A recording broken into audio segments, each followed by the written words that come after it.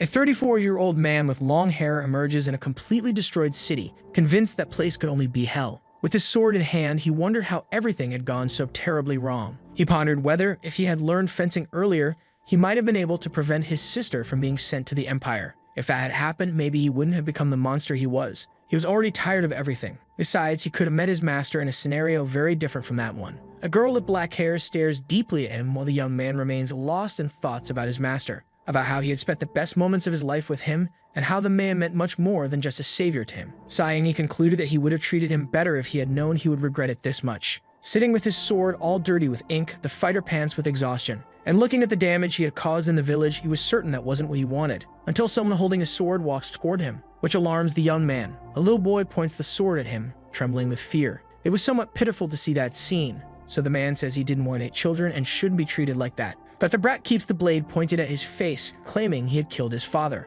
For a moment, the young man seems regretful, but then he mocks the boy's feelings, which makes Jack even more upset, calling him a monster. Deep down, the man cared about what the kid was going to say, but monster was already a nickname he was used to. At that moment, he was more concerned about his body tingling and throbbing with pain. He felt a sharp pain and a sensation that his brain might melt at any moment, constantly sending signals to stop and just end everything. However, staring at the blonde boy, he knew he had to hold on a little longer, just a little longer. Then he asks, "A monster?" Following up by saying that he was the monster, since he had destroyed all the masters by himself and ended the great nation of the Tulkun Empire and the Imperial family. The man asks if the boy knew how many people he had already annihilated, leaving the child speechless. Smiling proudly, he claims to have destroyed more than hundreds of thousands, so it was kind of obvious he was a monster. His words managed to get into the little blonde's head, who trembles even more while trying to keep the sword raised. Seeing the boy like that reminded him of when he was a young monster himself, and he asks his name. But when the boy replies, Jack Stewart, the warrior's expression changes completely. He comments that, coincidentally, his name was also Jack. Bursting into laughter, he says he had taken down a lot of people,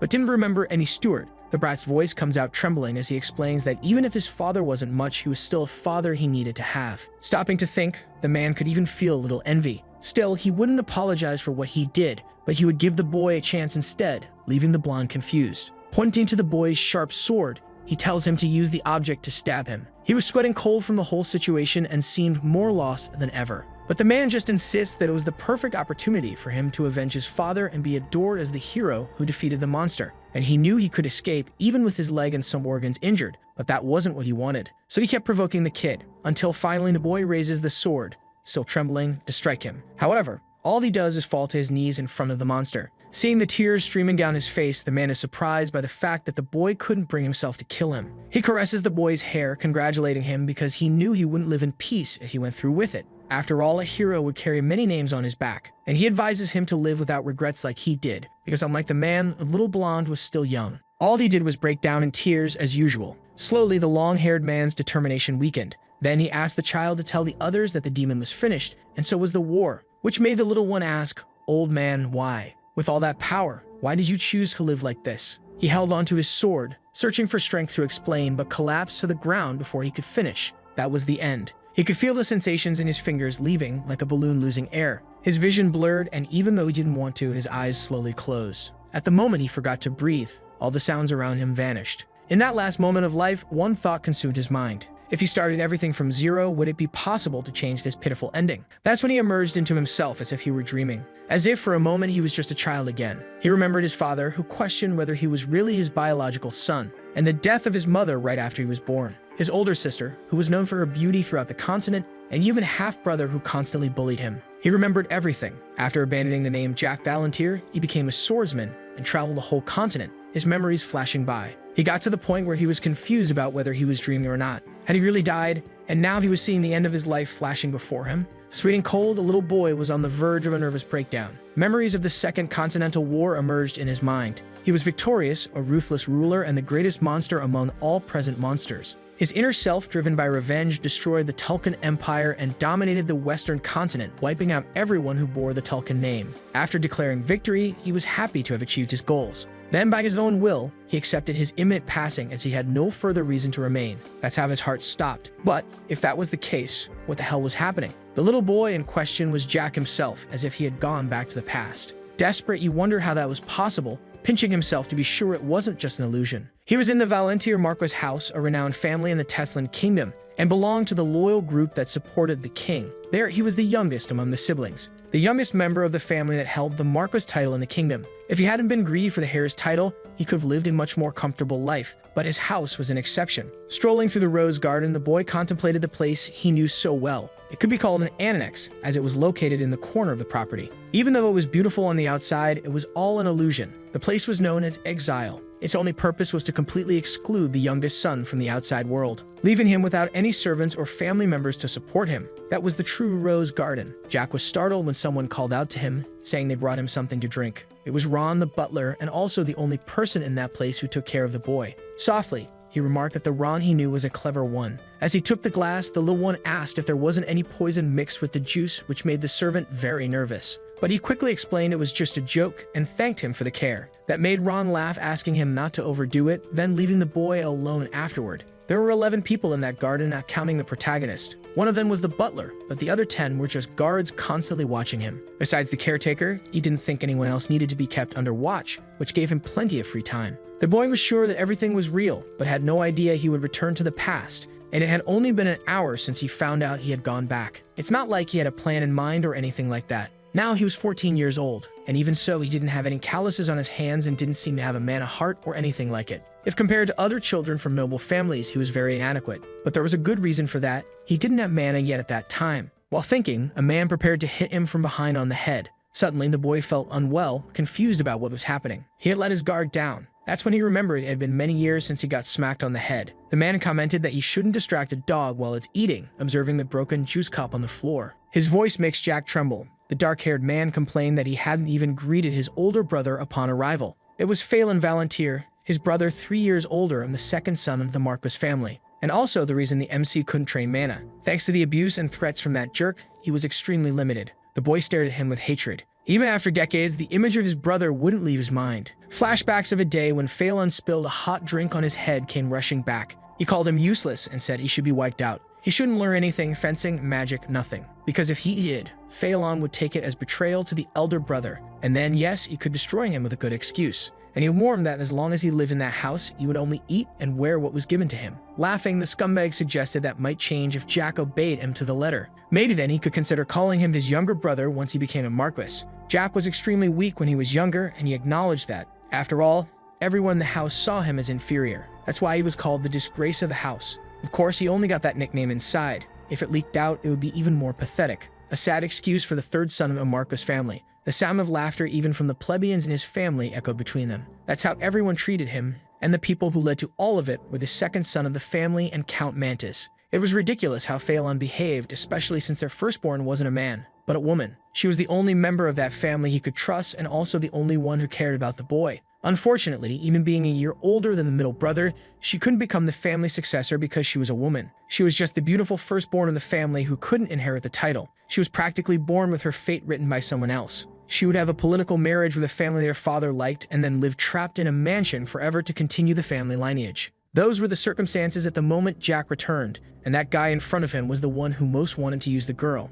The son of a bitch who didn't want to be seen with the family's useless one, or be close to his younger sister near the royal court. He deserved to be destroyed at that exact moment, but Jack snapped out of his thoughts when Phelan commented on his eyes. Ready to hit the child, he asked how he dared look at him with that gaze. But before he could finish the action, the boy grabbed his wrist, bravely stopping him, which left him very surprised and alerted the garden guards because that kind of thing never happened. Still, Jack remained unshaken, determined not to go through those humiliations a second time. While the man freaked out, shocked at being blocked by someone he considered lower than an insect, our boy was swift and knocked the bully to the ground with a single blow. On the ground, Phelan asked what his brother thought he was doing. Mocking him, Jack asked if he wanted help getting up or something like that. Unsheathing his sword, the man was already emanating mana as he cursed the little boy with cruel names. The guards even considered stepping in to help, but that would only further displease the second young master, something the boy had already expected, to be honest. The whole situation felt like a big joke to him. However, before Phelan could do anything, Ron stepped between the two brothers to stop him, shouting for him to restrain himself and reminding him that he shouldn't use mana in a situation like that.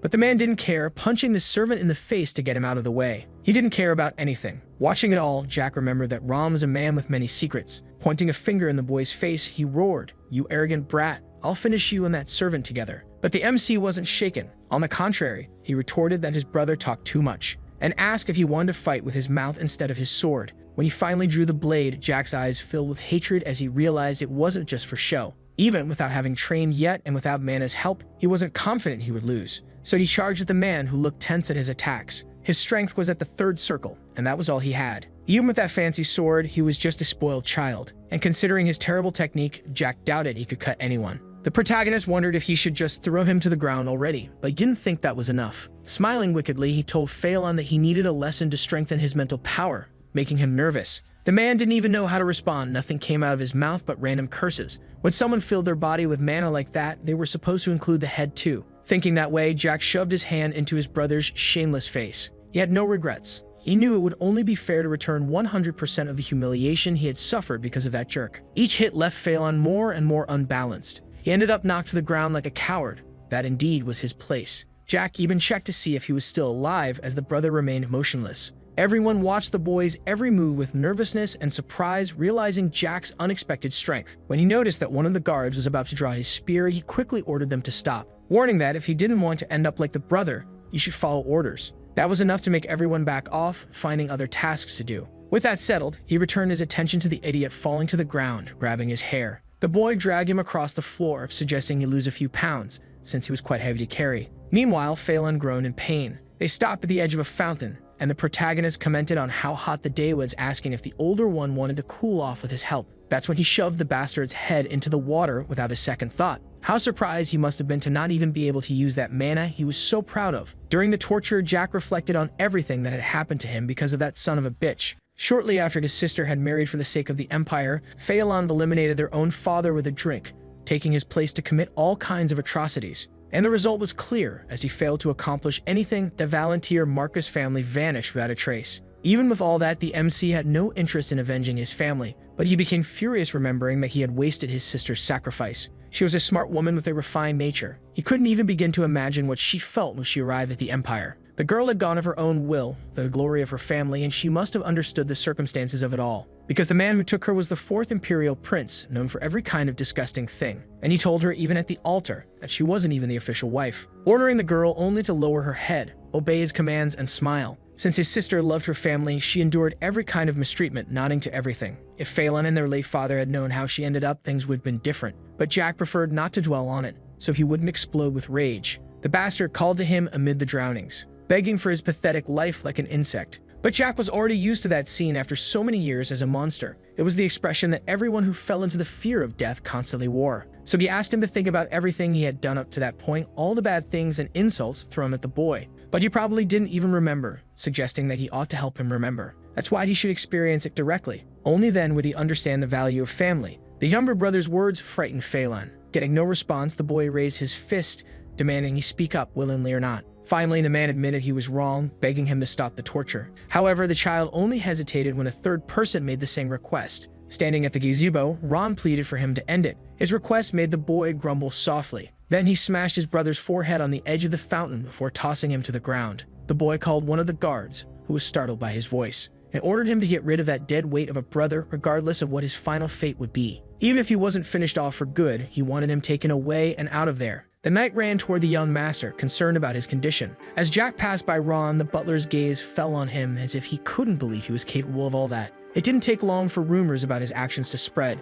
which turned the mansion upside down. Phelan was carried into the mansion by 2 servants, frightening a lady with purple hair who fainted at the sight of the hair's condition. Now the great hair of the Marcus family was lying in bed with an open wound on his head and an irrational fear of water. In that situation, it was to be expected that things would be out of place. Even with all the chaos, Jack retreated to his room. He savored a slice of cake as if nothing had happened, being closely watched by Ron. The servants whispered throughout the house, wondering how the boy managed to defeat his older brother, someone who had reached the 3rd circle at 17. While the MC didn't even know the basics of magic or martial arts, he could have been hiding his strength. But why choose to reveal it at that exact moment? Phelan was to be named next week after his coming-of-age ceremony, which suggested the boy might have coveted the position. The commotion was so great that even his sister was worried about the situation. When the information reached the Lord's ears, he promptly requested the presence of the 3rd son, who continued enjoying his cake, complimenting the delicious taste of the butler who had baked it with such care, until a maid called the servant, informing him of something that caught him off guard. Tense, he informed the boy that the Lord had requested his presence in the main building.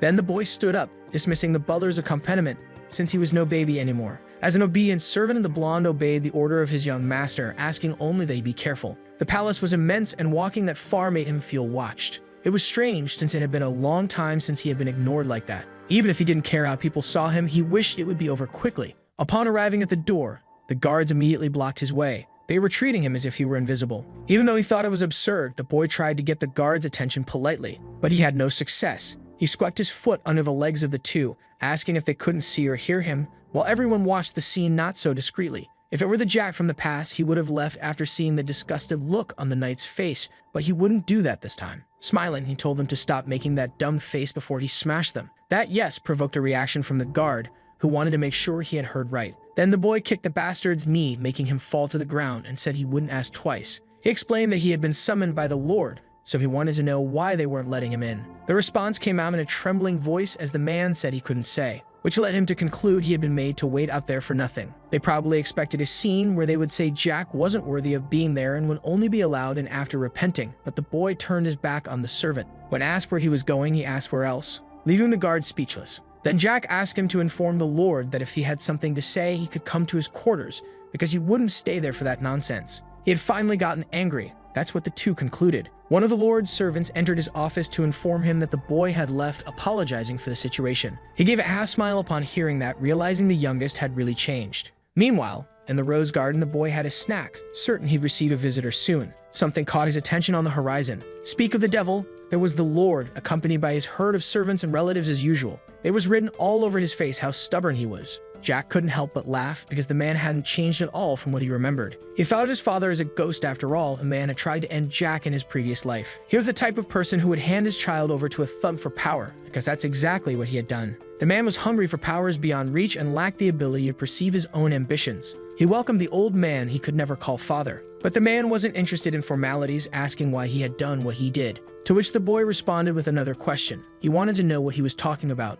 That sparked anger in the purple-haired lady, who screamed, asking how he dared speak like that to the Lord. Either way, Jack suggested they go inside to talk more comfortably, though they could stay out here if they preferred. Then, an absurd amount of mana poured out of the old man, who seemed to be checking whether the boy had secretly formed a mana heart. Concluding that wasn't the case, he commented that the boy had a knack for martial arts, and asked why he had hidden it until now. Although the real answer was, "You wouldn't believe me if I said I went back in time." All Jack said was that he didn't want to. The young woman starts barking again, calling him insolent and a mere son of a commoner. However, she goes silent when the Lord commands it, as he wanted to comment that the boy wasn't entirely useless, as he once thought. This sparks the protagonist's anger, who questions whether he wouldn't be his son if he were useless. He is asked if he wants the Marquis to recognize him as his son, but Jack isn't interested in such things right now. The old man turns around, saying he understood the youngest, and walks away. Jack watches them all leave. He doesn't understand why he came to meet him, only to leave without even getting slightly angry. Remembering his stepmother, the MC throws shade, saying that after what happened to her son,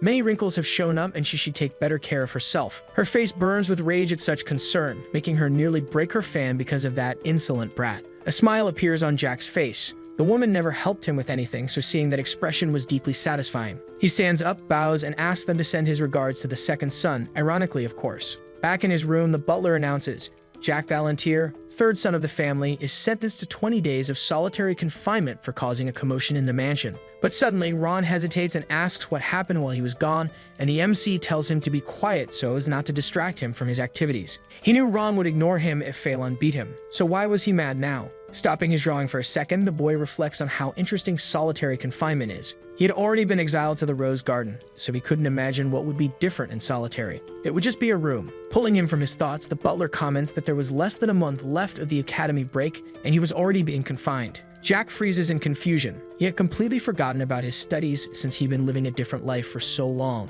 Now he's 14 years old, which means he must attend the Imperial Academy. All aristocrats of the Teslan Empire must study there. If you're not disabled, attendance is physically mandatory every day. It's 4 years of study, starting at age 14, so Jack was still in his first year. The first semester had ended, so summer break had begun. It was strange to think of himself as a student again. His master is directly connected to the academy. He could skip any class except hers. That's why he wouldn't waste any more time arguing with his father over nonsense. Thinking rationally, his only option was to go study. There were still 27 days left of vacation. 20 would be spent in prison and 6 days traveling from there to the school. In other words, he'd be sent to study immediately after prison. Even though it was his past, it was hard for him to understand himself. With a tired look, Ron asked if the young master had finished painting. Jack stood from his chair, touched the easel, and asked where his confinement would be. The servant's silence quickly irritated the MC, and he repeated the question. Then the blonde explained that there was only one place for the condemned, the prison for criminals who had committed offenses within the Marquis domain. Jack was stunned.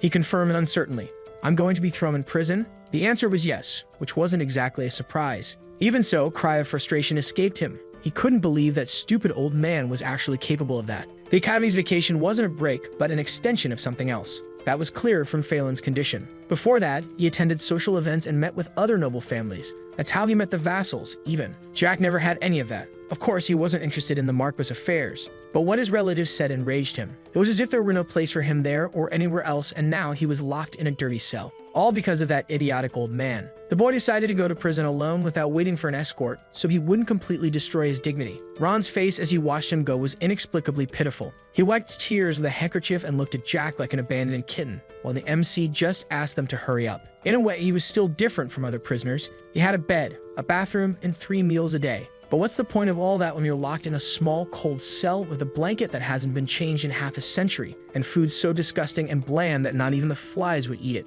Our boy crosses his arms. There's way too much time to think in tired days, and that's too much for a teenager. Aristocrats with land could punish residents however they pleased using local laws instead of imperial ones. In fact, within their territories, they had the same rights as the ruler of the empire. Jack might have been imprisoned by order of the Marquis, but he was still the son, and therefore an aristocrat. It wasn't like he had instigated a rebellion or anything, but the Lord decided to imprison his own son anyway. He wondered how his father would cover up this incident on behalf of the second son. He could claim Jack used poison or some other forbidden artifact, but that would be a bit excessive. Surely the Marquis had already created a good story to justify Flayn's condition. Something like, Jack Galantier, the disgrace of the house, learned forbidden magic out of greed. Then your second son, Flayn, who discovered this, tried to correct his younger brother. But the boy was too stubborn. Worsening the situation, Jack used forbidden magic on his brother to silence him. Even while suffering, the Hare had the nobility to forgive his stupid younger brother. That scenario was probably already playing in the minds of the Marquis and the Marquesa.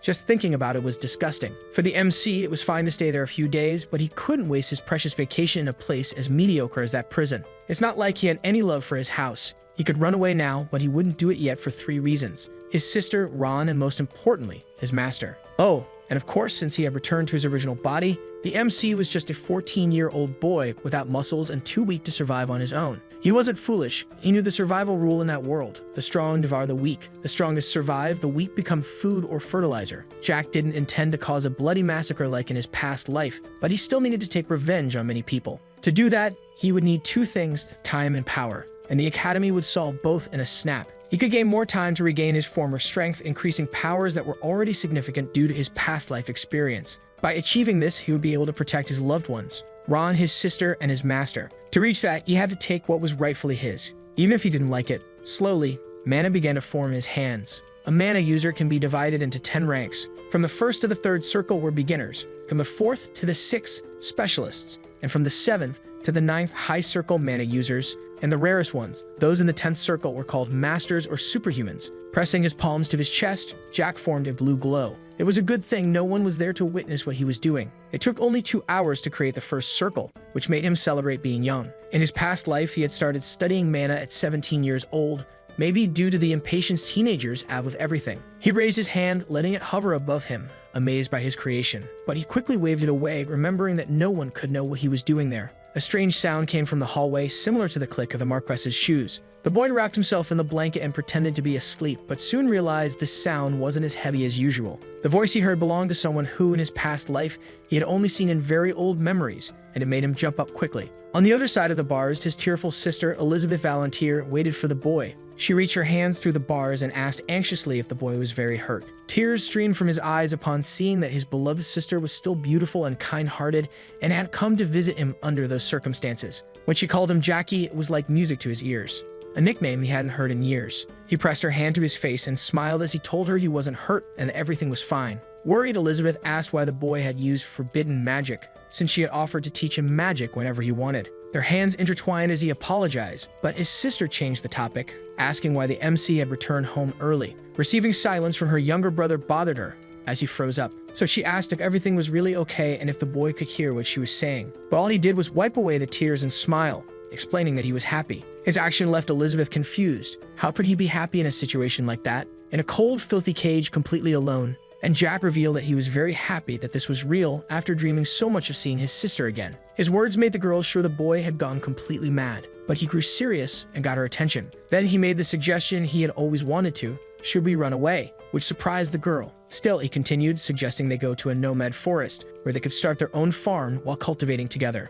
Dryly, the woman scolds him. However, Jack insists. He knew how Phelan and the Marchioness treated her. It's better to leave everything behind and live in peace. They might even find someone who truly loves her. When he returns to talking about starting a farm and speaking ill of the Lord, he is interrupted by a shout from Elizabeth. She cuts him off with a scream, asking him not to say those things about their father, as that would still be his title no matter what happens. To the young woman, the two of them were born from the old man's deep love for her mother, so they couldn't speak about him like that. She knew Jack despised him deeply, but she was willing to change the Lord's opinion of her little brother, so she asked him to hang in there a bit longer. All Jack says is that he was truly happy to see his sister after so long, making her blush. He stands and asks her to step away from the bars, which she does, even though confused. When she obeys, the boy gathers mana in his hand, leaving the young woman stunned and bombarding him with questions about his hidden powers. Jack manages to break the lock and opens the cell gate, stepping out to hug his sister tightly. Tearful, he offers a sincere apology, saying he was truly sorry for everything. She grabs his shoulders,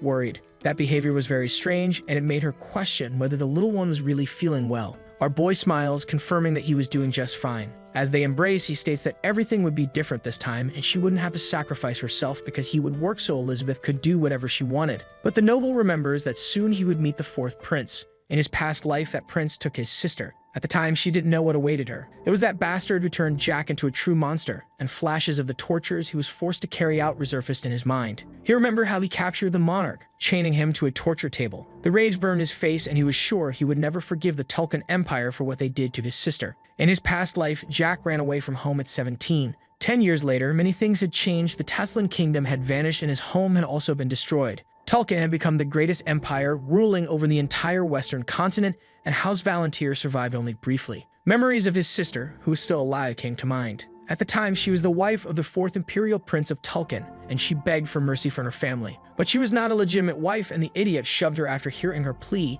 telling her not to bother him with that sort of thing. Even so, Elizabeth never lost her kind heart. She remained on her knees around the palace, begging him for 3 days and 3 nights, until he generously decided to grant her request.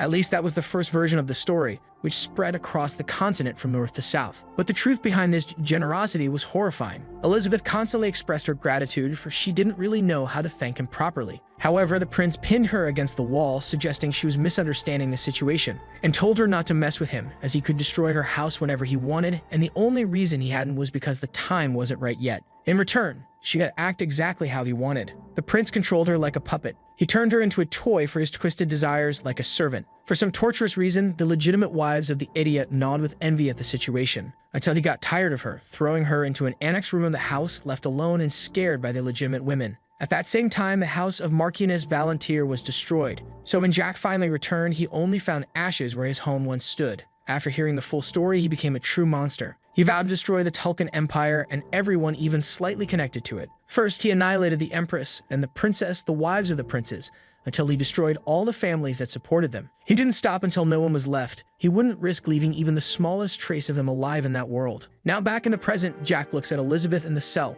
certain that he wouldn't let that happen again. But the girl had no idea about any of this, only worried about her little brother, asking him to take care while she spoke with her father, to which he responds with a nod, assuring her he would take care. This time he would do whatever was necessary. She leaves, but her thoughts are troubled. Her little brother had changed a lot. Usually he didn't do anything wrong and avoided others. Now there was a confidence in him she had never seen before, a new opportunity. And the magic he used was impressive. Even as a sixth circle user, she couldn't sense any traces of dark magic. However, her father possessed the seventh circle, which indicated that something was very wrong for him not to notice his son's power. Elizabeth enters her father's chambers, finding him drinking tea, and asks him to release Jack, as he had not learned forbidden magic. She thought that kind of magic was just a legend, so there was no way a little boy who knew nothing could access it. His imprisonment must have been a facade to avoid revealing it to the public. She argues that Jack had no interest in the heir title, and her words provoke the Lord. And the girl continues, stating that it wasn't just a punishment for her brother, but a warning to herself. Her words catch him off guard. He didn't expect his daughter to be so clever.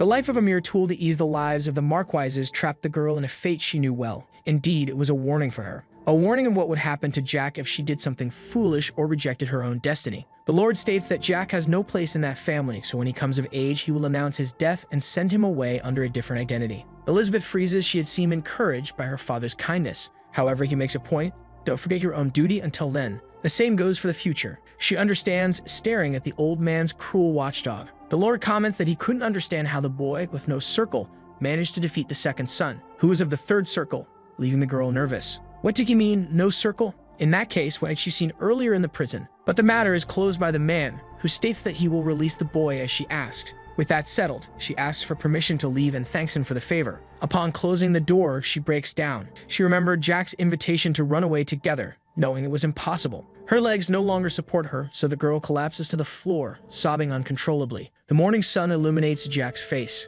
The night was full of dreams about events from his past life. Maybe it was because of the new room he slept in. However, he can't reflect much as he sees a guard opening his cell to announce that he was being released. Jack stands up, sarcastically commenting that he was starting to like the new room. The guard holds his clothes, prompting the boy to thank him for the kindness. However, when refusing to return his shoes, a servant claims there were no shoes available for him. The attitude makes the MC lose his patience, yelling at the guard, asking if he thought they were friends or something. He hesitates, trying to make amends, but it's too late as Jack already concentrates a large amount of mana in his fist. Then the child attacks mercilessly to teach his servant a lesson. Sometime later, the boy gets dressed to return to the palace, and he is received by Ron, always cheerful, who runs toward him as soon as he sees him in the garden. His eyes are full of genuine concern as he inspects the young master for injuries. Noticing the ink stains on his clothes, he becomes even more worried, but the boy tells him to relax as it wasn't his blood. However, his gaze soon shifts to the guards patrolling the property in greater numbers than usual, and the butler explains that 10-foot soldiers and a squire from the Order of the Iron Blood Knights were assigned to the Marquises. Among them, one Iron Blood squire stands out, his gleaming armor contrasting with his grim expression. "Poor guy," mutters Jack, analyzing the warrior. A knight with such potential reduced to a spoiled noble's babysitter. He certainly didn't imagine that when deciding to become a knight. Noticing his tense stare, the MC concludes that the blonde man probably already knew what had happened for him to be in prison earlier. The knight then approaches, making a respectful bow to the young master, and wastes no time in asking if he could share what happened in the prison, if it wasn't too much. This makes Jack's jaw drop. The guy was much more polite than he expected. The blonde man adds, explaining that he had just read a report stating the boy had ripped off a guard's fingers and right eye. Ron, outraged, intervenes immediately, insisting that there was no way the third young master could do something like that. However, the knight insists, stating that even so, he had the right to know why he attacked his colleague. Jack interrupts with a dry laugh, cursing him, which offends the squire. "Right," he repeats, as if the word were an insult to his person. His eyes scan the knight, evaluating every detail to estimate what circle he was in, probably the fourth. So he confesses that he expected a dog of the mantis to know its place. The blonde man retorts, complaining that his words were too harsh, but the boy doesn't understand what's so harsh about calling someone a dog, and Ron scolds him. Already irritated, Jack explains that the only function he had there was to stay nearby and keep watch over him. He could do all sorts of things, even cleaning by himself, using all the time he needed, but he shouldn't talk to the MC about rights. And since he knew if he wanted to become a knight, he suggests that he stay in his place and pray not to cause any trouble. The knight lowers his head in submission, asking the boy for forgiveness. The bow brings a smile to the boy's face, who celebrates his new well-trained dog. Satisfied, he turns his back, ending the conversation and telling the squire to report what he concludes after resolving all that mess. And if he had any complaints, he should speak directly with the Marquis. Additionally, he adds that his new nickname would be Chick, and he should come running when Jack called him that. Finally, he and Ron head back into the palace, leaving the Chick there in complete silence. Hearing a growl in his stomach, protagonist tells the butler he really wanted to eat some meat if possible. Therefore, the servant affirms that he will fulfill his wishes immediately. An incredible meal is prepared just for the boy, filling the MC's belly, making him praise Ron's talent in the kitchen. Noticing the tension on the man's face, Jack asks him to say what he wants to say and stop staring at him like that. But Ron still hesitates. The boy offers some meat to the blonde man, suggesting they eat together innocently. However, the butler can't accept, questioning how he would dare share a meal with the young master, who tells him to sit down already and stop at the speech because there was something they needed to discuss. So the man yields, sitting at the table with the young master. Straight to the point, the MC asks about his sister's condition, to which the servant responds by saying Elizabeth was the same as always. His eyes shine like those of a defenseless child, even though his words are sharp as he makes sure Ron wasn't an idiot. and that, of all the people there, he should know very well how much his sister was suffering, making the man tremble. Still, he continued the narrative that he wasn't aware of anything being interrupted by the boy. He repeats the compliments about the taste of the food, recalling that he could eat without worries during childhood thanks to the butler, who always checked if there was poison in any of the ingredients. The fact that he knew this is surprising to the butler, but the MC wasn't done yet. Another good reason was that the man was an immense circle mage.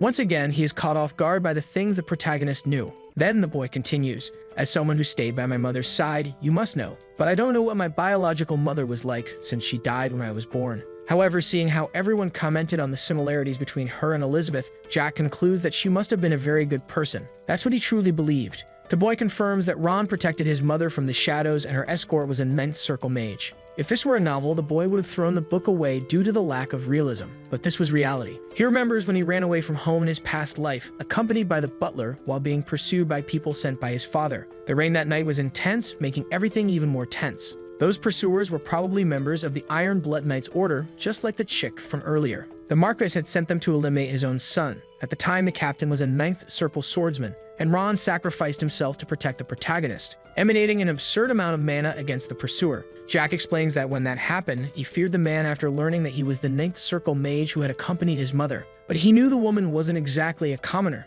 something the Marquis didn't know, perhaps not even the butler knew. In that case, the boy concludes that he'll continue living without knowing, since the kind of person the servant was in the present was all that mattered. After that whole spiel, the man asks what the young master wanted from him, and he explains that he only trusted him and his sister, so he wanted him to protect her. His request is strange since Elizabeth had reached the sixth circle at only 18 years old, which meant she was very capable of protecting herself. However, Jack counters, saying that she was very kind and the type of person who didn't mind making many sacrifices. But a life of sacrifice wasn't ideal for the girl, it was ideal for the Marquis. He informs that he will go to the academy early the next day and won't return unless something very serious happens. He would stay at the institution for 4 years and needed someone to stay with his sister during that time. After that, Ron could do whatever he wanted with his life. Downcast, the man asks what he meant by his life. Jack explains that he wasn't referring to the life he led hiding behind him, but to discovering what he truly wanted to do. However, the servant becomes curious about why he would spend exactly 4 years at the academy, and the boy says that only after that would he be able to protect Elizabeth by himself. When asked from whom he would need to protect the girl, the MC is interrupted by a third person entering the room. Even in such an important moment, he couldn't simply send the person away. It was the chick announcing that he would deliver his report. The guard had already received first aid and was being sent for treatment. Hearing that, he pretends to care, which only encourages the blonde man to whine more, saying the guy had accidentally cut his fingers while training and then dropped the dagger, which pierced his eye. At the end, the MC congratulates him on the good work, asking if the Marquis' little dog wanted a bone, which the man refuses. He calls him Chick, being corrected by James Canta, who finally says his name, but the boy didn't care at all, and says he wanted to learn fencing, so he needed a real sword and a wooden one. However, the squire refuses with all the pride of a knight, stating he wasn't a messenger boy. Jack calls him Chick again before asking if he didn't like him. Smiling, he explains that this was the perfect chance to beat him up. His words make Ron jump from his seat, while James asks if he was serious, receiving a yes as an answer. The rascal even shows his teenage hands, arguing that they had never held a sword before, so the man could hit him as much as he wanted in a duel. To make sure he heard right, the squire asks if the boy wanted him to be his fencing teacher. But Jack bursts out laughing, commenting that this was the third funniest thing he'd ever heard, and tells him to fetch the swords already. When James leaves, the butler asks if the boy would be okay fighting an opponent of the fourth circle, but that doesn't seem to bother the MC. He was worried he might get hurt, but his confidence was so great that he proposed a bet. Ron considers the possibility carefully, and suggests betting on how many hits Jack would take instead of betting on who would win or lose, which seems like a good idea to the young man, who asks what they would wager. Even though he showed confidence, Ron insists on reminding him that the squire was in a completely different league, making sure he would really go through with it. He didn't trust his skills one bit. In that case, the MC suggests the butler would win the bet if he took even one hit from the chick. His offer surprises him.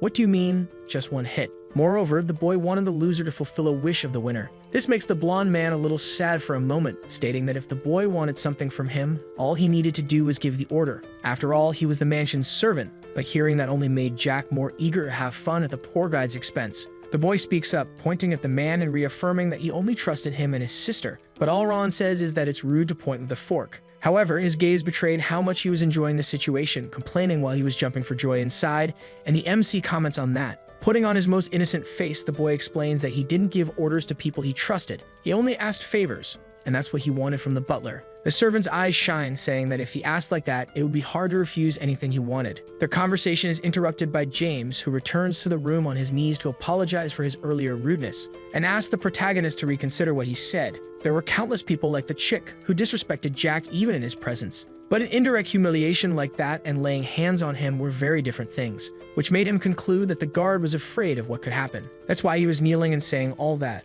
The boy asks if he wanted to go somewhere the two of them wouldn't be watched, confusing him. With an air of superiority, he suggests that the squire was afraid of losing to a teenager. His expression changes upon hearing that, and he turns his head in denial, but the boy insists. "So you're sure you're going to beat me up, huh?" he says while observing the blonde's attentive face, which said it all. Of course he was sure. Even in his silence, Jack asks Ron if he knew a place where they could train alone, shocking the servant. He couldn't lie to his master, so he reveals the perfect place for that. It was a hidden basement at the back of the mansion. The place was filled with neatly organized weapons and training equipment. Upon arriving, Jack asks if the butler trained in that space, which he denies, explaining that his mother had prepared the room for her two sons. This makes the young man ask why he didn't know about it in that case, and the servant says it was because he didn't train, which made sense. Thinking about it, even if it hadn't been used before, everything was shining. Someone probably cleaned the place regularly. Smiling at the butler, Jack thanks him for taking care of the room, and the man also seems pleased with his own work. Finally, his attention turns to the chick, who trembles at being called, and extends his hand to ask for the wooden sword. Even though the blonde was hesitant, the boy pressured him without stopping.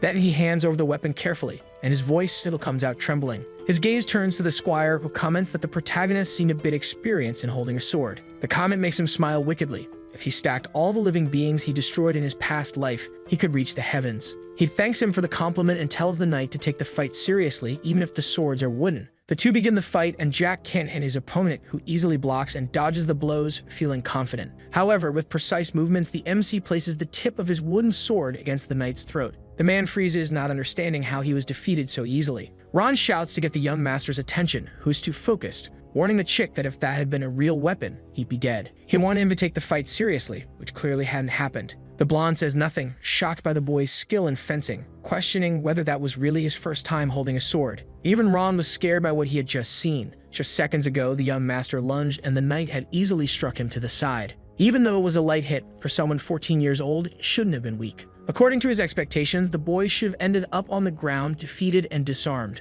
But instead, the brat moved with perfect form, perfect attacks and dodges. If it had been a real blade, James wouldn't have stood a chance. He didn't know what had happened to Jack. Beyond fencing, he had never held a sword before. Could he be some kind of sword genius or something? No, even a genius wouldn't be that skilled. While lost in thought, the teenager confirms that the squire was in his 20s, and he replies that he was 23, prompting the MC to ask when he started training with Manhwa. It was at 18. The news makes him smile like a maniac, faking excitement as he asks if the blonde reached the 4th circle in 5 years. That was quite talented, considering how late he had started. Observing his internal mana, he concludes that the squire could easily reach the 8th circle, which would open many doors for his position in the guard. Without saying another word, the boy drops the wooden sword to the ground and asks James questions. He grabs a real blade this time, thinking how funny it was to waste such talent on being a babysitter. Then he says he was starting to like the guy. Seeing the blade in his hand, the adult warns him he could get hurt, something Jack strongly disagreed with. This makes him burst out laughing, until he takes on a serious posture like a psychopath, and explains that there's a clear difference between arrogance and confidence, asking if he believed what had just happened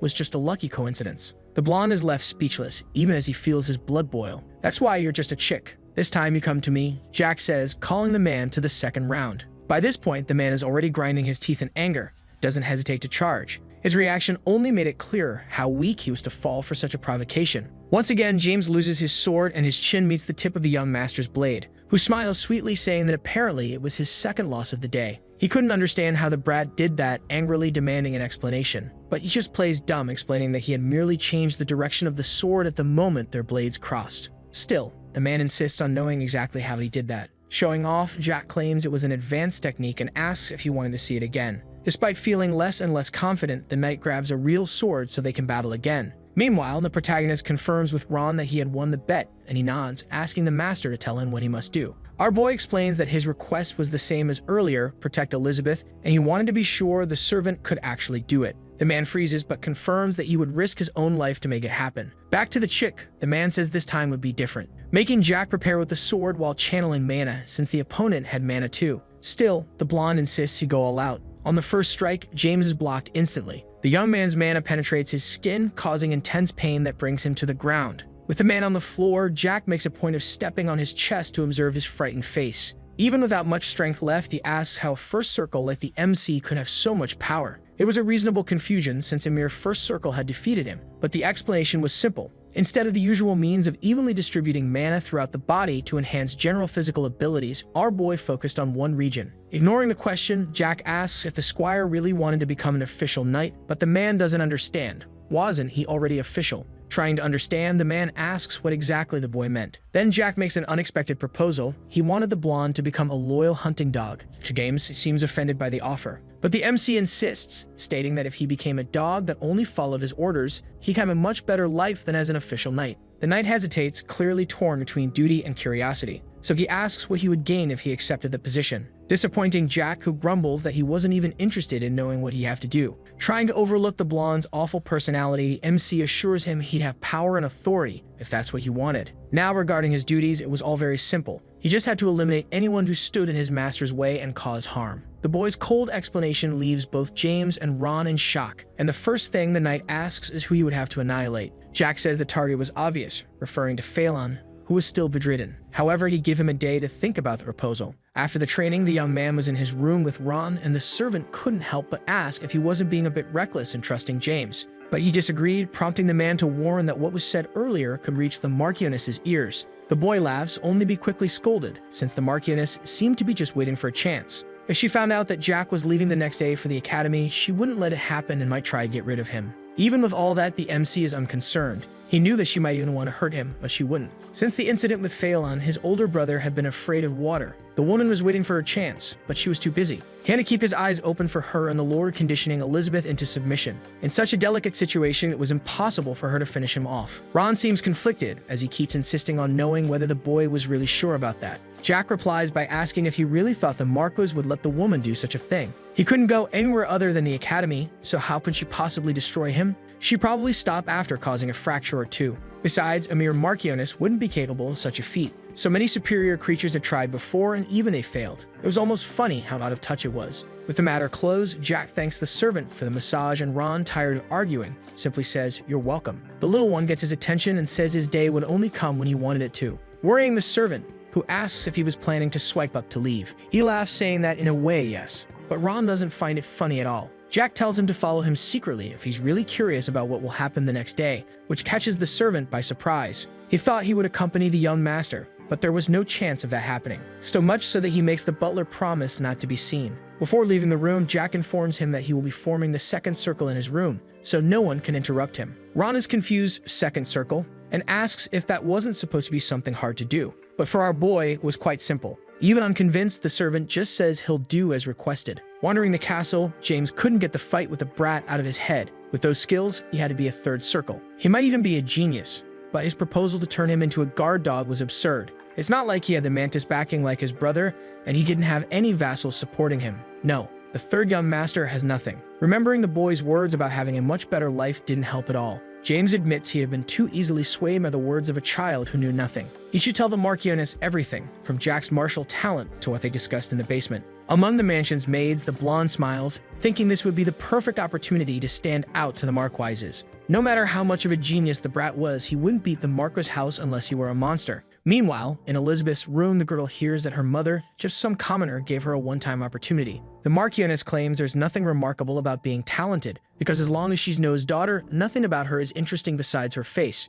She remains silent, clearly hurt by the woman's harsh words. Offering a glass of wine, the woman comments that the girl was such a sweetheart, asking her not to be shy about accepting the drink. Elizabeth immediately refuses, explaining that she can't drink in front of the Marchioness. Shrugging, the witch downs her glass in one gulp and keeps talking, saying the son of Duke Malone and of INVICIBLE seemed interested in her. But she quickly interrupts herself and corrects. The middle son definitely wouldn't be good for her. The Marchioness states that she'll find a much better match, and in the meantime, the girl should take very good care of herself and behave. Suddenly, she asks if Elizabeth is interested in someone, something the girl quickly denies. That makes the lady smile with satisfaction, explaining that if there were someone, he would have to disappear without a trace. Then she starts rambling about her younger brother because it seemed like he was thinking of something quite interesting. The mention of Jack unsettles the girl, who doesn't understand what her stepmother is talking about. She knows about Jack's conversation with the knight and says that her brother tried to recruit the knight to his side. But she didn't expect James had been supported by her second son for a long time. Elizabeth shrinks in her chair upon hearing those words,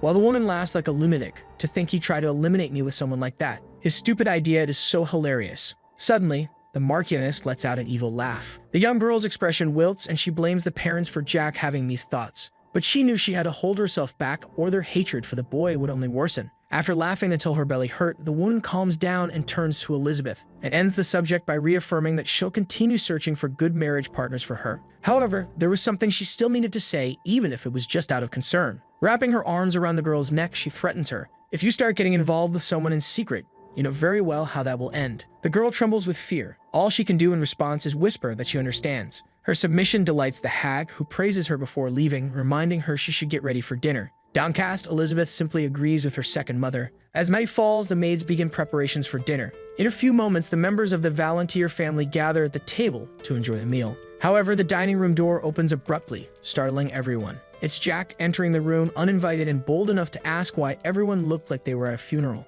All eyes turn to him. His sister is in shock and everyone else is filled with pure disdain, especially his father. With fake innocence, the boy argues that, as the precious third young master of the family, there should be a free chair for him to sit in. A few minutes earlier, he had been focused on training his mana manipulation. There were two types of mana circulation, one that affected physical abilities. In other words, it enhanced intelligence, senses, and especially strength. The second way was injecting mana into a systematic formula and materializing it. Things like fireballs, ice arrows, and hellfire were good examples of this method. Ron was a 9th circle mage, while James was a 4th circle swordsman, and depending on how you use your mana, you could be either a mage or a swordsman. Jack was a swordsman, but that didn't mean he couldn't use magic. In fact, there he was, emanating mana while sitting on the bed. The butler looked at him in astonishment, but he soon informed the boy that it had taken him 2 months to master the 2nd circle. It was something impressive, considering it usually takes several months for a 1st circle guy to reach the 2nd. Unless you were a regressor like him, it was a very difficult feat to achieve in 2 months. Smiling, he complimented the servant, saying he was incredible. This made Ron laugh, saying he didn't think he should be hearing that from someone who became a 2nd circle mana user in just hours. Speaking of time, the boy asked what time it was, and the servant replied it was 5:48 in the afternoon. He jumped up, surprised by how much time had passed. Since it was dinner time, he wondered if he should cook a steak like always, but quickly discarded the idea, because his arrogant family was probably in the main dining hall stuffing their faces. So he decided he would dine like a noble, which Ron thought was madness. But the boy lied, using the excuse that he was going to tell them he would be leaving the next day. Back in the room, Jack was already devouring a chicken leg, drooling over the delicious food of the main house. The scoundrel even commented that it was tasty, but not as good as Ron's cooking. That left the relatives furious. After stuffing himself, he thanked them for the meal. But his father called his attention to ask if he had come there to say something, and he confirmed, as he had no other reason to go to that shitty place. The insolent way he spoke made the Lord think his son had gone mad. Even so, the protagonist kept provoking, asking why his father was making that weird face. The tension between the two was obvious, and Elizabeth asked Jack to talk with her outside the room, saying she'd provide whatever her brother wanted, but the Marcus interrupted her. With everyone silent, he asked the kid to just say what he had to say. So he announced he would leave for the academy the next day because he couldn't stand that gloomy atmosphere. Even sulking, the Marquis approved the boy's decision, but Jack wasn't asking for any permission to leave. To avoid an argument, Jack admitted he was happy with his father's approval.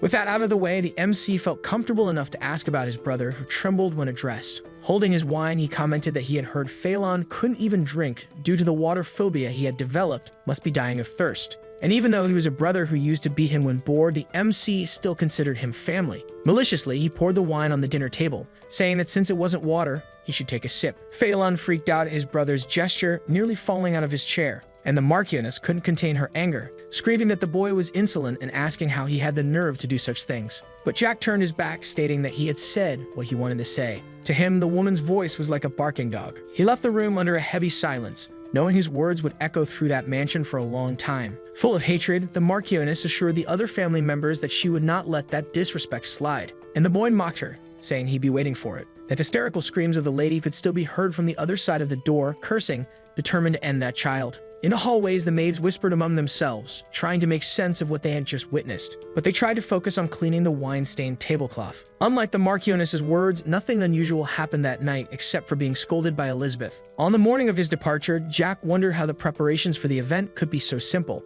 Even with a luxurious exterior, there was nothing there except a comfortable place to sit. The march was commanded by a six-circle jerk knight named Rezan, who stared at the MC in a suspicious way as if he had some secret plan or something like that. Besides him, James was also included in the Uber package to the academy. Worried about her brother, Elizabeth checked if he didn't want company for the trip, but he dismissed her. The girl was very worried, since their second mother seemed to be plotting something, so she insisted on accompanying him. Since the boy was very stubborn, he asked her not to worry, and he stated that many things would change from that day on, and that he really was fine. Besides, now he knew that there was no way the family could destroy her. Downcast, the girl kept following him on horseback, which made the boy suggest she go back and ask how long she planned to keep following him. Finally, the girl gave in, asking him to be careful, and Ron watched her leave with suspicion. The butler was visibly nervous when he asked if the young master was really sure about his decision, since the atmosphere in the main house was horrible. He had the same expression as Elizabeth and received the same answers she did. Jack took the chance to remind him of the promise he made yesterday, something he was supposed to do that day during the night. There was no way the servant would forget. Along the way, Rezan watched the dude's interactions with suspicion. Upon receiving Ron's confirmation, the MC emphasized that he should take care of his sister, dismissing him so she wouldn't be left alone. And so he did, wishing him a good trip. The servant would follow the march from the rear and then see what would happen later that day. He wanted to treat it as a gift for the butler, who would always work hard in his favor. The cozy atmosphere made the boy yawn with sleep, so he decided to take a nap during the trip. But upon noticing the boy had dozed off, Rezan looked at him coldly, as if plotting something. The journey continued until nightfall, and he remained in deep sleep until noticing the dark sky. Jack got up to ask why no one had woken him earlier. Upon seeing the servants settling in, he concluded that they were going to camp in that spot. James approached the brat, which put him on alert, and the two stared at each other with intense tension until the boy smiled. Looking ahead, he commented that his little chick had really decided to tell everything to the Marchioness. He was surrounded by guards, so it wasn't like he could do anything about it now. Since he had already been captured, Rezan said there wouldn't be much small talk with the MC, but the brat told him to at least try a little because he would listen attentively. The silver-haired man seemed pleased to reveal that during the 4 days they would spend taking him to the academy, they would camp at night. However, Jack didn't see anything wrong with that isolated fact, until the man looked at him with a psychopath's gaze and said they would grind his bones into dust every night and give him a healing potion at the end of each one. When the explanation ended, the boy didn't seem surprised or scared and asked him to continue. Rezan explained that the Marchioness had ordered something else. The boy had created a mana circle and everyone there knew it by now. So the woman ordered him to destroy it, which put a smile on the bastard's face. That indeed caught his attention. Breaking a mana circle was like a death sentence. Even if it was possible to recreate the broken circle, the chance of regenerating mana was 1 in 1,000. As if that weren't enough, you could spend the rest of your life unable to walk due to the shock of having your circle destroyed. The bastard continued, saying he had already heard everything from James. Apparently, Jack didn't just have talent for mana, but with the sword as well. And he added that it might be impressive for other people, but in his case, it wouldn't matter, because the boy wouldn't change anything with just talent. Finally, he asked him not to resist, as it would only make things worse. The boy knew that atmosphere very well. It felt like he had returned to his origins while watching the others frightened. But he was the ghost of the sword, even if he had spent his days peacefully in this new life. The scars of his past had been deeply engraved in his heart, so he called the butler, and began telling how he spent 10 years imprisoned on the mountain, leaving the guards confused. Even so, he continued, saying he had met the master who taught him everything there. But everything changed when he came down. His family and the kingdom had fallen. Not that he gave a damn about his house's future, to be honest. So many meaningful words made the guards ask what he was talking about, something he didn't answer, but instead drew his sword, stating that he had something on his mind. And that was what happened to his sister. Because Elizabeth was smart and talented, so he thought that at least she'd be lucky enough to find a husband, since she had no luck with her family. At the palace, the girl stared at the sky, thinking about her brother and trying to convince herself that he would be okay. If his sister had lived happily with someone she loved, she would have forgiven everything else. The men kept laughing, suggesting he had gone insane from the fear he was feeling, but there was no use resisting in that scenario. However, the boy kept approaching and said that revenge was sweeter than the guard thought, sweet enough to drive you mad. And he agreed with the guide, saying he couldn't do anything with just simple sword talent, convinced he could maybe endure Rezan's torture once. But generating all the mana around him, he declared that he could do a lot with his overwhelming talent and power. Filled with hatred, Jack said that from that moment on, he would show them exactly that. As fast as a storm, his mana circle expanded, yet the captain still asked what he could do with a pathetic little circle like that. However, he was stunned to realize that if he didn't stop that child in front of him, the entire guard would be finished. With violent winds that destroyed everything in their path, Jack launched a mana blast capable of annihilating an entire city toward the men. James had regretted his decision up until that moment, anyone would have chosen the second young master over the trash of the Valentier Marquis family. But in that moment, it was as if time had stopped, and the blonde felt that his life had come to an end. The boy managed to break his sword after the intense fight against all those men. Now he looked at them lying on the ground, completely powerless.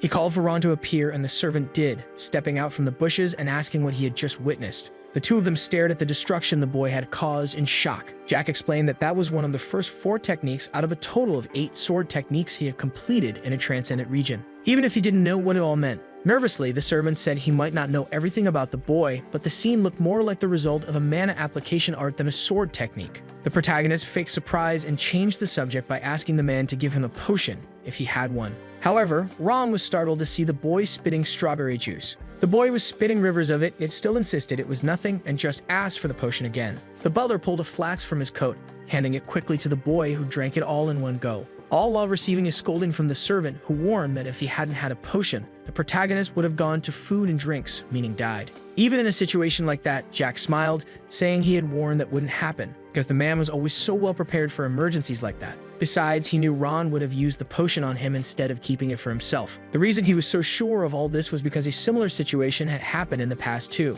He remembered when he was lying in Ron's arms and the butler was the only one there for him. Now conscious, Jack started rambling about how both of them had been too busy running the past to say anything important to the servant. He looked at him with shining eyes and sincerely said, "Thank you very much." He regretted how hard it had been to say something like that, stating that his past self must have been really stupid. Hearing the boy's confessions, Ron concluded that knowing things about the future was the true secret of the third young master after all. And Jack explained that he had done time regression, something his companion was very familiar with. Then he got himself ready to get up from the ground.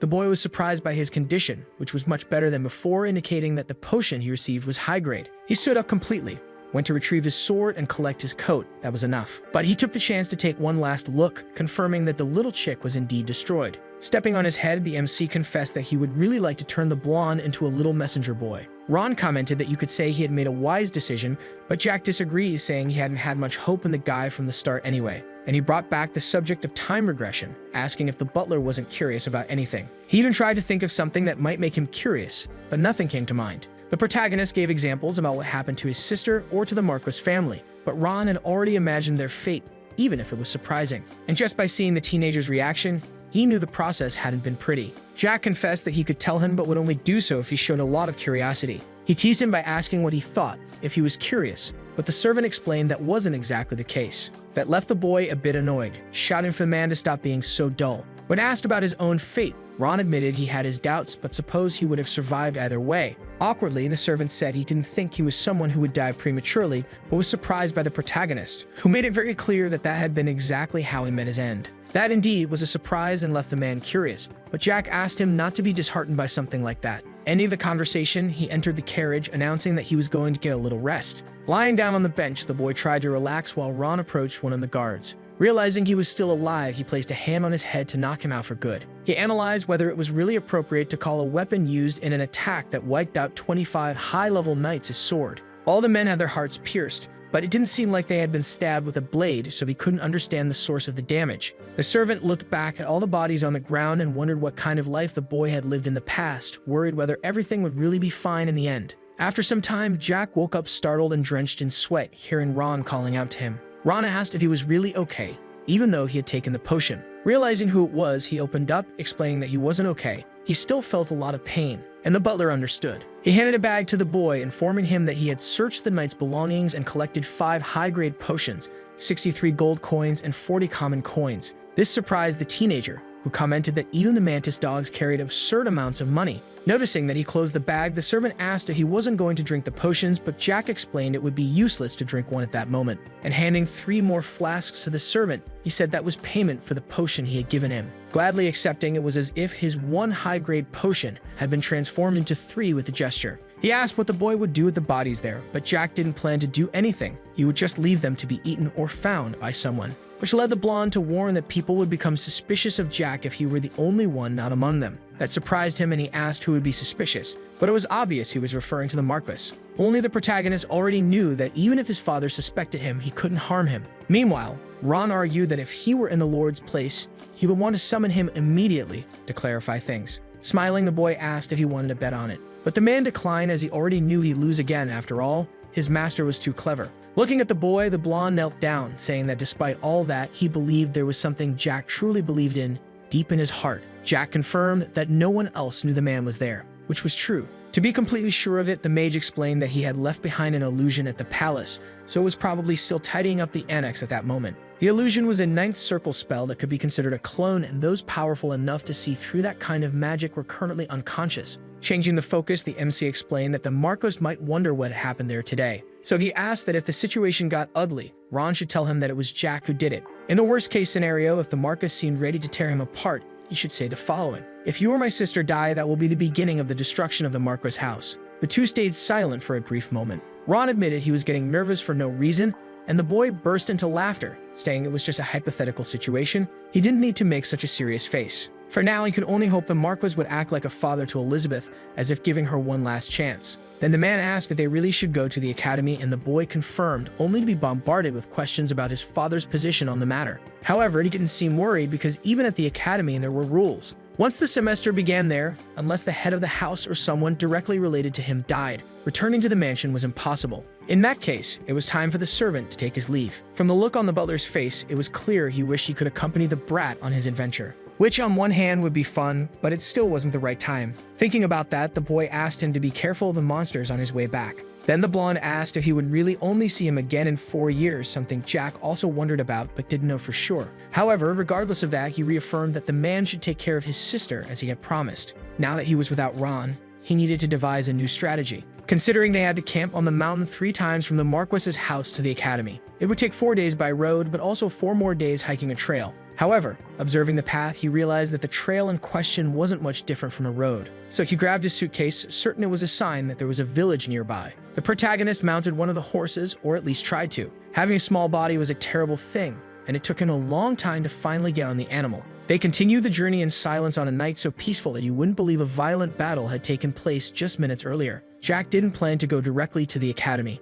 No, now his priority was his master, Valentine Milos. She was the one who allowed him to keep living, granting him enough power to get his revenge and turning him into a decent person. Despite having been forgotten, she was the one who reached the peak of forbidden magic, a summary of fear for those who remembered her. As he rode, he wondered how long it had been since his heart beat so hard for something. Arbelow, territory of Baron Arbelow, a vassal House INVICIBLE. Arriving in the city, the protagonist spotted an inn, wondering if he should spend the night there. In front of the establishment, 3 children were chatting cheerfully. Judging by their faces, it must have been a great place to live. Upon entering the inn, the boy found various types of people sharing a meal, along with a very cute dog. Petting the little animal, he sat at a table, hoping that no one there would pick a fight with him. As soon as he sat down, someone greeted him, commenting that it was the first time they had seen such a young customer alone there. It was a girl full of love to give, who asked if he wanted something to eat or a room to stay in. She didn't seem like an employee based on her clothes. In fact, she looked more like a mercenary than anything else. But the boy handed her 3 coins, asking for a light meal, a drink, and a room, and requested that she take the sword he had left near his horse up to the room. However, the woman took only 1 coin, saying it was enough, and informed him that she would bring apple pie and some meat too,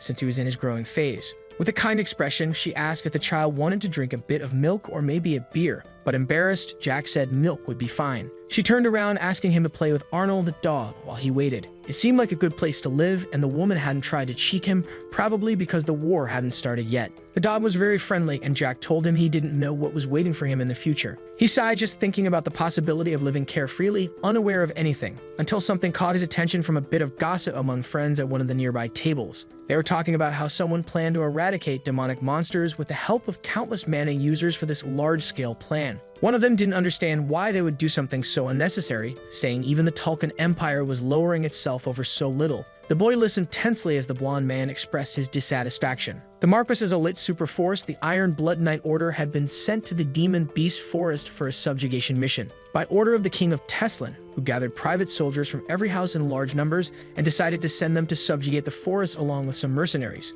The massive forest had a tall mountain range called the Grand Canyon as its base and was one of the neutral zones, even though it seemed like an ordinary place. That place was home to ogres, orcs, goblins, elves, and the Imiji, a serpent known for becoming a dragon. They used troll blood, ogre tendons, and entire monsters as materials to craft armor and weapons. Harpies' feathers became accessories and elves became pets for high-class ladies. The reason for trying to conquer a neutral zone like that forest was probably pure human greed. Besides that, the boy knew that the subjugation would fail completely. The Iron Blood Knight Order lost a third of its knights in that battle, and it was practically the same for the private soldiers of the other nobles. A terrible defeat that cost the king of the nation the support of the public and the nobles. That probably started the division within the kingdom, and later, the civil war broke out. The guy at the table shouted that the real problem was the king drawing attention. But his friends stopped him from continuing the speech, since they were in public, and that was very dangerous. It'd be crazy to say something like that there. At other tables, men stared at him in disbelief, trying to convince themselves he was just another drunk. Jack realized the guy truly wasn't afraid after all. It was impossible to count how many people had lost their heads for insulting royalty. He snapped out of his trance when his name was mentioned at the table. They were referring to him as the third young master of the Marquis's house. One of the group's friends said there were rumors that Jack had used forbidden magic, something the other two friends didn't seem to believe since they thought he was a complete idiot, and the MC glared at them. They had no idea who they were talking about. The blonde even asked how that loser had learned forbidden magic since the mage who taught it had died long ago. While the woman laughed, asking if the boy wasn't the fool of the Marquis family, he must have tripped over something somewhere. The girl who had offered the food returned, asking what was so funny about that whole conversation. Her question confused Jack until he realized he was smiling while listening to it. She sat down next to the boy, cheerfully asking if he wasn't going to tell her since she was really bored. However, he declined, stating it was nothing much, just that the third young master of the Marquis house was an idiot, according to what he heard. And he confessed he had been eavesdropping on the conversation, and the woman said people were like that. They judged everything based on rumors. Then he asked what she was like when it came to judging others. Smiling, the woman explained that she judged things after seeing them for herself, because rumors were just rumors. The boy countered, saying that rumors could be true sometimes, something she agreed with. But she didn't elaborate much as Jack grabbed a piece of pie and bit into it eagerly. It wasn't as good as the one his butler used to make, but it still tasted amazing. The woman decided to end the subject by saying it was just what she thought. But if the third young master of the Marquis house was as attractive compared to the rumors, she didn't think they were true. That left Jack surprised. She asked what was wrong as he analyzed the woman, who had a scar on her cheek, a body covered in muscles, and mercenaries as regular clients. So the boy asked if she was a branch manager of the Adventurers Guild around there, catching her off guard, but she soon smiled, embarrassed. Of course, he wasn't just making a random guess. There were mercenaries in every city, wandering around looking for work. They were hired to be soldiers in territorial battles, help people search for things, and even act as monster hunters. These jobs were distributed by local guilds, which were usually located near inns. That made Jack suggest the woman had a lot of free time. There was no other way she could be a branch manager and also manage an inn at the same time. And the blonde explained that even though there wasn't much to do lately, she needed a way to make money in such a quiet territory like Arbelow. It seemed that the inn was actually a lodging owned by the Adventurers Guild. The protagonist commented that the woman was doing something pretty bold, and even though he was known as the idiot of the Marquis house, he wasn't famous, not even close. However, the woman had recognized him in such a remote place. How would a guild branch manager be capable of that? Until they realized the real reason for the recognition. Upon seeing the village, the boy had spoken to his horse, saying he knew they would find some kind of society nearby. However, before entering, he was stopped by two guards who asked why he was coming to the city and if there was anyone else with him. Jack simply showed his family's crest as a good enough reason to do whatever he wanted. Upon recognizing the crest of the Marquis family, one of the guards apologized for not recognizing the boy at first, and both bowed, asking him to enjoy his stay and allowed him to enter. Back at the bar, he suggested that the girl had heard everything from the guards, warning that contacting a private soldier without the Lord's permission was very dangerous. That made her laugh, suggesting the little one was worried about her life. He gave a crooked smile, saying yes, for now, at least the woman was being nice to him. Even if she had only heard rumors about him, unlike his brother and the knights who tried to annihilate. She thanked him and extended her hand to greet him, introducing herself as Jane Arbelow. As they shook hands, her last name made the boy very curious. That was the name of the territory they were in. Understanding the situation, Jane explained that she was the third daughter, and her older brother was the lord of the region. She was a noble working as a mercenary. Although that was something only commoners usually did, she was an incredible woman. The boy asked if nobles didn't usually send women to marry at her age, but the girl had loved that job. Besides, no one in her family wanted to sell her. It was very different from Jack's family, so much so that it made him envious. But all he said was that it was a great household. Jane called the little dog, and the two began to play a bit while she continued the conversation, asking what the young master of the Marquis house was doing alone in a place like that with no escort. To which the boy replied that an idiot didn't need any escort. His answer left Jane stunned. Turns out he was quite funny, which was unexpected, but she already suspected he would be different from the rumors. Jack said that even so, he had a long road ahead of him and would indeed like to hire some escorts. At most 5 people with experience camping and good cooking skills, if possible. The reward would be 2 gold coins in advance and 3 upon arrival. Jane's eyes sparkled, seeing how generous the boy was. It was true, after all, merchant escort missions cost 30 coins per person. The kingdom's monetary units were quite simple. It took 100 coins to make 1 gold. so they were of lower value. The woman committed to preparing everything by the next day and asked if he would pay for food and lodging separately. He pulled 3 gold coins from his bag and handed them to her, asking her to prepare everything and, if possible, also arrange a carriage with horses. He was indeed a very generous client. Kindly, she told him not to worry and to rest, and she guaranteed she'd gather only veterans, handing him the key. Since such a fun woman was a branch manager, nothing bad should happen in that city. Upon entering his room, Jack collapsed directly onto the bed as he was exhausted. He even thought about taking a bath but fell asleep before he could. Suddenly, the boy woke up in chains in what seemed to be a cave, while someone called him a pitiful child. He cried while this person asked if he would keep living so powerless forever. Tears fell endlessly from his eyes.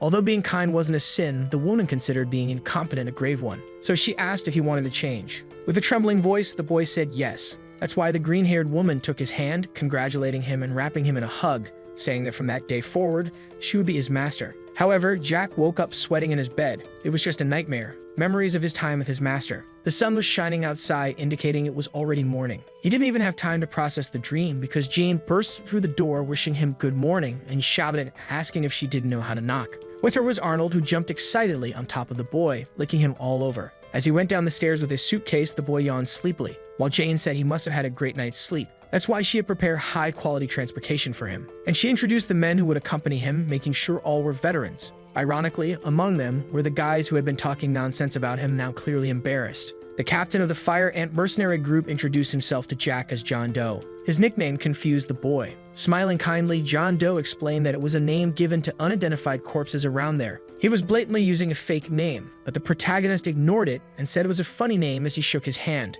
The man said it would be a long journey from there to the Rocky Mountain, and they would have to camp about twice along the way. His 2 friends had once been chefs and had camped so many times they could be considered veterans, but all that mattered to Jack was leisure. So the young master handed him his suitcase and hurried them, since he was already tired. Thus, the escort moved out of the place, but before leaving, the MC commented to the girl that she had introduced him to a very entertaining mercenary, and Jane reaffirmed that he was indeed a veteran. That would be the case if he were a normal mercenary. Ron was from the 9th Circle, and he hid his identity and power for his own reasons. But Joe Nobody, the 8th Circle mercenary in front of him, was hiding only his power for no real reason. Smiling, the woman asks if he hadn't said he wanted a veteran, and ignoring the question, the little one says he thought the 2 of them would meet again soon, and she assures him they'll have a beer together next time. He winks at Jane, saying he'd consider it if she paid for the last round, and finally leaves the establishment. From inside, she wishes him a good trip, as she already had a certain fondness for the little master. During the journey, the boy rested in his cart. It wasn't luxurious, but it was good enough. Besides, it was a beautiful day outside, and he felt much better than the day before. While playing with his Mana,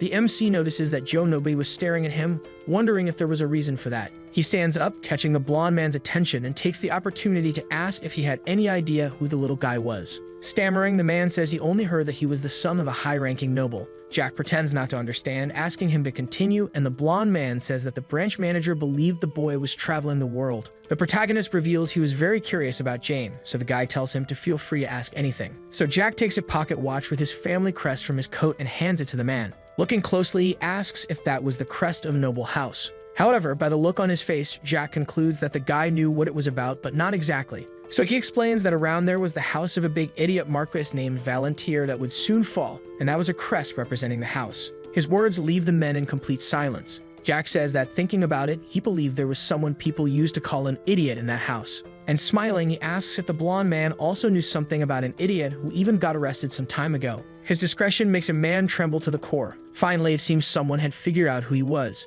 which didn't surprise him, since the boy explained it all so well to them. After he got out of prison, a rumor about using forbidden magic or something like that spread, he explains. Seeing the tension on the blonde man's face, he asks if there was a problem, telling him to laugh like the day before. But all the guy says is, "I'm sorry." Only, he wasn't completely wrong. After all, the MC really did know a bit about forbidden magic. His master was at the peak of that kind of enchantment. Even as a swordsman, it was impossible not to know about forbidden sorcery. However, Jack argues that there was no reason to use something like that when his fists were in perfect shape. When he refers to Joe Nobody, the man jumps nervously at being called. And the protagonist questions why he didn't say anything when his friend was spouting nonsense about him, since he did when it was about the king, pretending to be deeply hurt by the situation, leaving everyone there confused. Except for the group's leader, who makes up an excuse about being kind of poorly informed in general. The manager of that branch must have told him who Jack was and kept it a secret from the other mercenaries. Either way, he asked them to forget the past, since they'd be together for the next few days. something Joe Nobody accepts, still anxious about the whole situation. That night, they sit around the fireplace commenting on how rumors were really just rumors.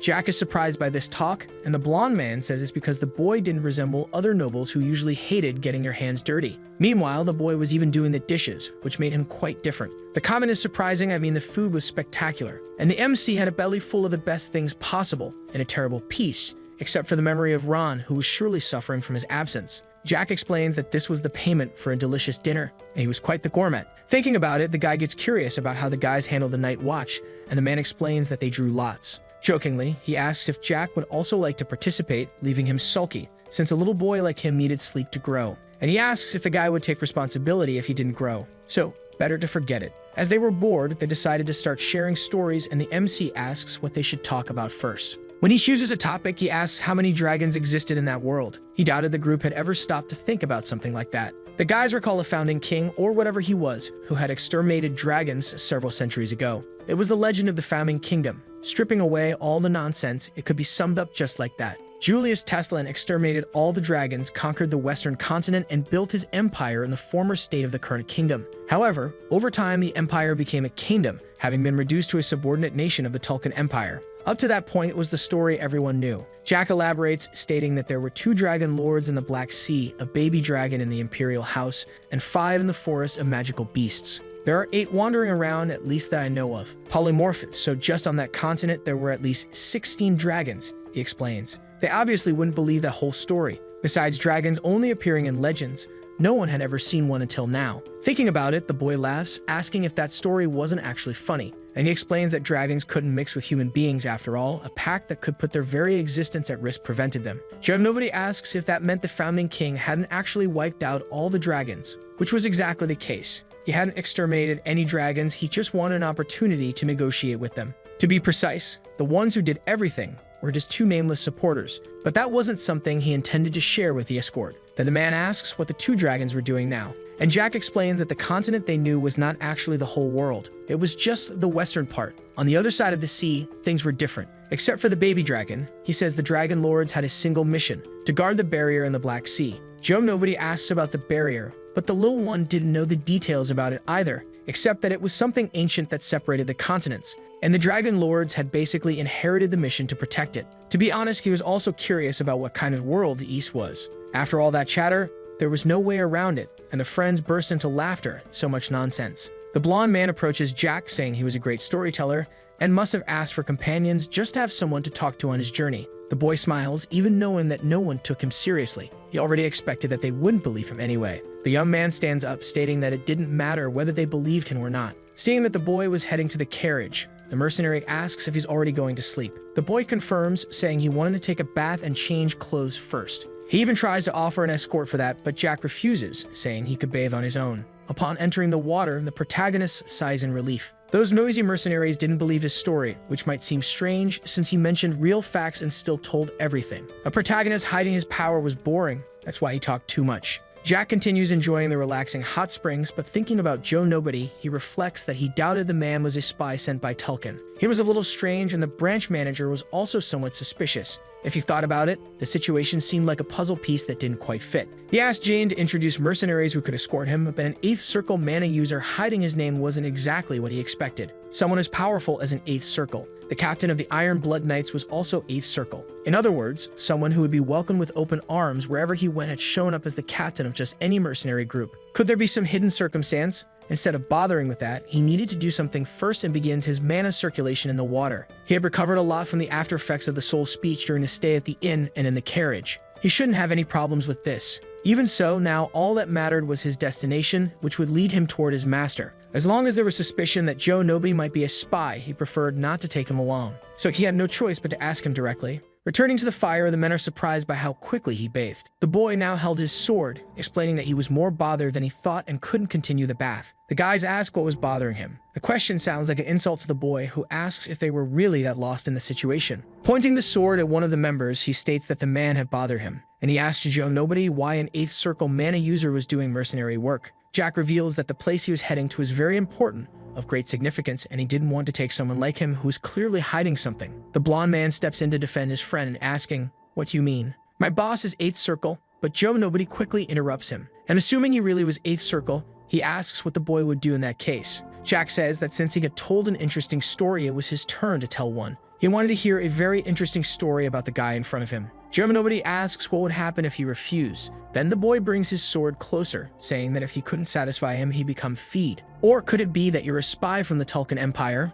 He asks, making one of the men tremble. He throws out a feeler, saying that Jane had told him they'd have a beer together next time. But if he was a spy, why should he trust the woman? The expression on the mercenary leader's face changes completely. He questions why the boy was suddenly talking about Jane. The MC asks if, even after everything he had said, the guy didn't know. And wasn't he curious to know whether the woman's last meal would be a beer or not? Smiling innocently, he asks what Joe Nobody thinks, commenting that the situation was getting quite entertaining. The tension in the air was noticeable. Jack had pushed the guy to this point, and yet his mana circle didn't move. He was either being cautious or hesitating. What a lucky man. The boy says he couldn't control his strength well, so he wouldn't be able to hold back. He was planning to cut him down the moment he moved his circle. The choice was easy: die or live. So to give him a minute and hope the man made the right decision. Yesterday at Jane's Inn, the woman had been talking to Joe about how Jack was a fascinating child, different from the rumors. Through that little boy's eyes, she could tell he was hiding a lot. She was the one who requested an escort mission for Joe Nobody. After all, you never know. A boy like that could change their lives. Who would look into those eyes and call him a retard abandoned because of her?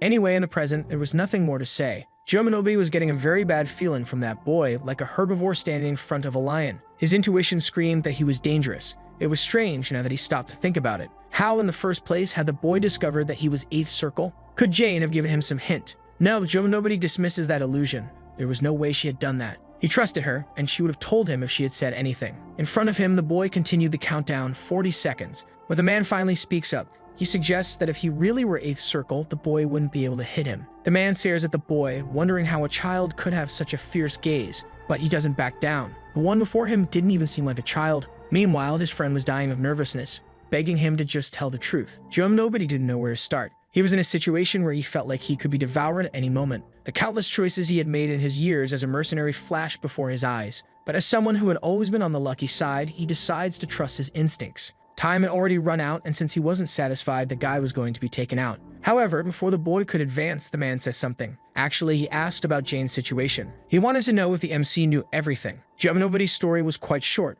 A love between the daughter of a noble and a random commoner. A common tale heard anywhere. He met Jane when she was 19 and he was 7th Circle. They fell in love at first sight, and the seeds of love had continued to grow ever since. It wasn't very surprising. Apparently, there was a very personal reason why they hadn't married yet. But even being a commoner and a noble, someone of 8th Circle would be highly influential. Someone like that doing mercenary work was still strange. Jack even considered that the leader might have caused some sort of problem. Well, considering that woman's personality, her house might not have been interested in profit. Trying to make sense of it all, the protagonist asks if Jane was really just the branch manager of the Adventurers Guild in a small territory and he's just a mercenary. Taking the opportunity to ask if he only approached him to see if he could gain some benefit, something the man confirms. But the protagonist doesn't know whether to trust him. A story like that could easily be made up. Staring intensely at Joe Nobody, the boy asks what he thought the Empire was doing with the baby dragon. The man replies with another question. How could I know about a fairy tale? His answer makes our boy smile. And he explains that Master is a title used for those who have carved 10 circles into their hearts. But even they don't know that beyond that, there is an even deeper realm, with monsters that use the power of souls instead of mana.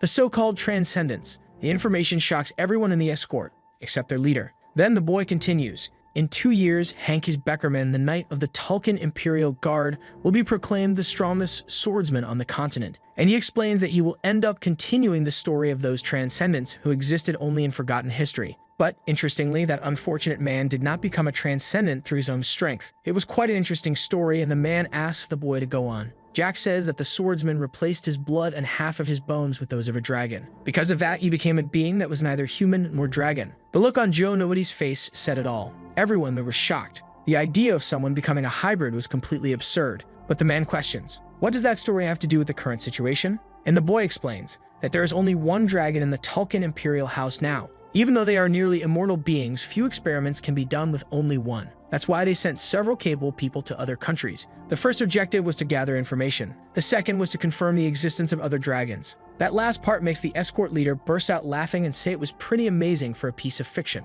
Without looking at the other mercenaries, the boy is sure they wouldn't believe the man telling this story. Judging by his reaction, Joe Nobody didn't seem to be a spy after all. Crossing his arms, he asks, so, now that your suspicion has decreased, The boy confirms, wishing him a beautiful life with the loyal guild manager, reminding him to invite him to the wedding. However, something catches the boy's attention and he quickly positions his sword behind him. Joe Nobody, with the tip of a blade at his neck, had been caught trying to draw his sword first. Jack makes it very clear that he's only letting him live because he was the one who doubted the man in the first place. He pulls the guy close and whispers, so only he can hear, "This is the last time. If you let the juice thirst rise again, I'll turn everyone here, including you, to dust." That makes the rest of the group tremble, and they ask both of them to lower their swords and talk. The boy had done his best to get closer to the group, but it was no use anymore. The relationship between boss and employee was always complicated. After all that mess, Jack retreats to the carriage to sleep, while the men talk about what happened. One of them asks why someone with the potential to be a noble's knight captain chose to be a mercenary.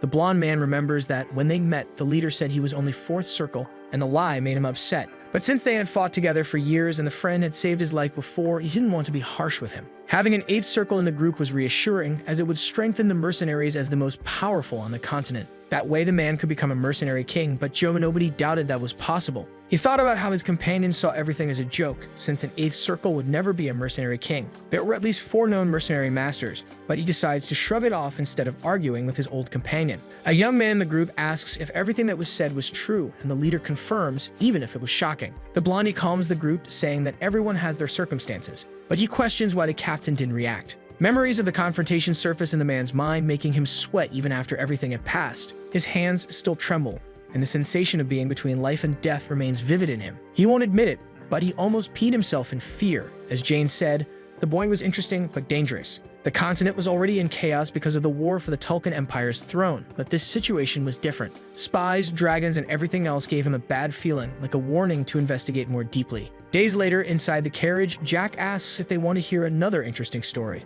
The mercenaries' expressions turn tense, afraid of what he might say next. The boy asks how much they know about the Lord of the Forest of Magical Beasts. They explain that they only know the monster is at the 9th circle, but Jack reveals that, in fact, it's at the 10th. This surprises them, but he says everyone will find out in due time. What he wanted to tell was about the past. His words make the man curious, and Jack goes back in time 23 years ago, when there were rumors about the Lord of the Forest and the Harpy Lord. The mercenaries admit they had never heard of that. And Jack explains that orcs and harpies have always fought throughout history. They waged war for any reason, and any mercenary who entered the forest would know that. These two races are considered the strongest in the forest, sometimes even its guardians, due to their power. Jack says the Harpy Queen and the Orc King had a relationship, even though it's hard to believe. At first, they were just peaceful neighbors, but when Blackman became the Orc Lord, everything changed. 5 years later, problems arose, and the men get curious about that, making the boy smile. Continuing, when the romance between Blackman and the Harpy Lord was discovered, there was revolt among their races. Jack explains that humans, harpies, and orcs are different only by race,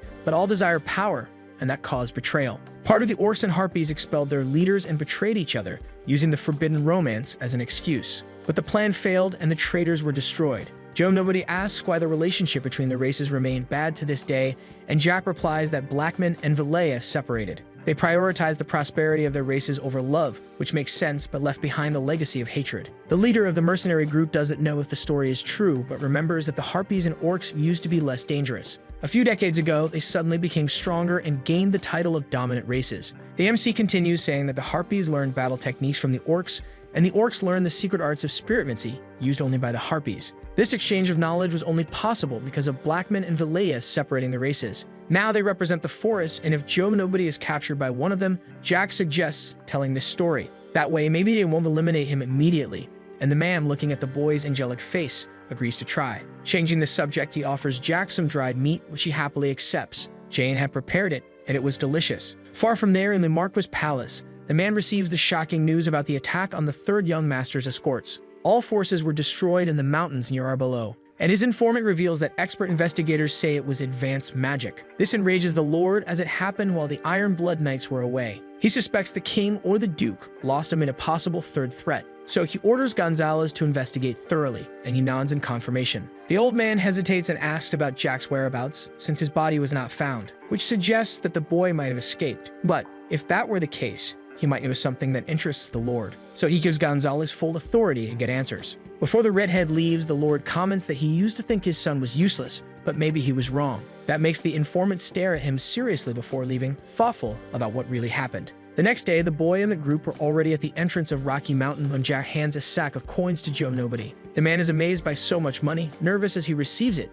saying it was too much for him. Jack, however, explains that he only needed 10 gold coins and some healing potions. The rest was theirs. With a kind smile, the boy thanks them for not letting the journey be boring and apologizes for doubting Joe Nobody. But now it was time to part ways, so he wishes them well on the way back. The men, however, remain still, making Jack ask if they weren't going to leave soon. Joe Nobody acknowledges that he might be meddling, but asks for permission to speak anyway. With the boy's permission, he says that being a mercenary wasn't as bad as the MC imagined. He doesn't understand the point of that statement, and the man continues, trying to explain his reasoning. He says that even without knowing all the details, he's seen how young masters without support usually end up. The third young master of a noble family, completely alone, was a strange and dangerous situation. Jack asks if he's suggesting that he become a mercenary, and Joe Nobody grabs his shoulders firmly and repeats that mercenary work wasn't as bad as he thought. If he avoided dangerous missions, he could travel the world and live a comfortable life without great risks. Jack points to the other boys, knowing they had no idea what Joe Nobody understood all too well. That night they faced each other. If the boy had wanted to, he could have destroyed him easily, even without using his full strength. The older man knew this, and for that reason found it even more unfortunate that he wouldn't become a mercenary, since he knew his talent better than anyone,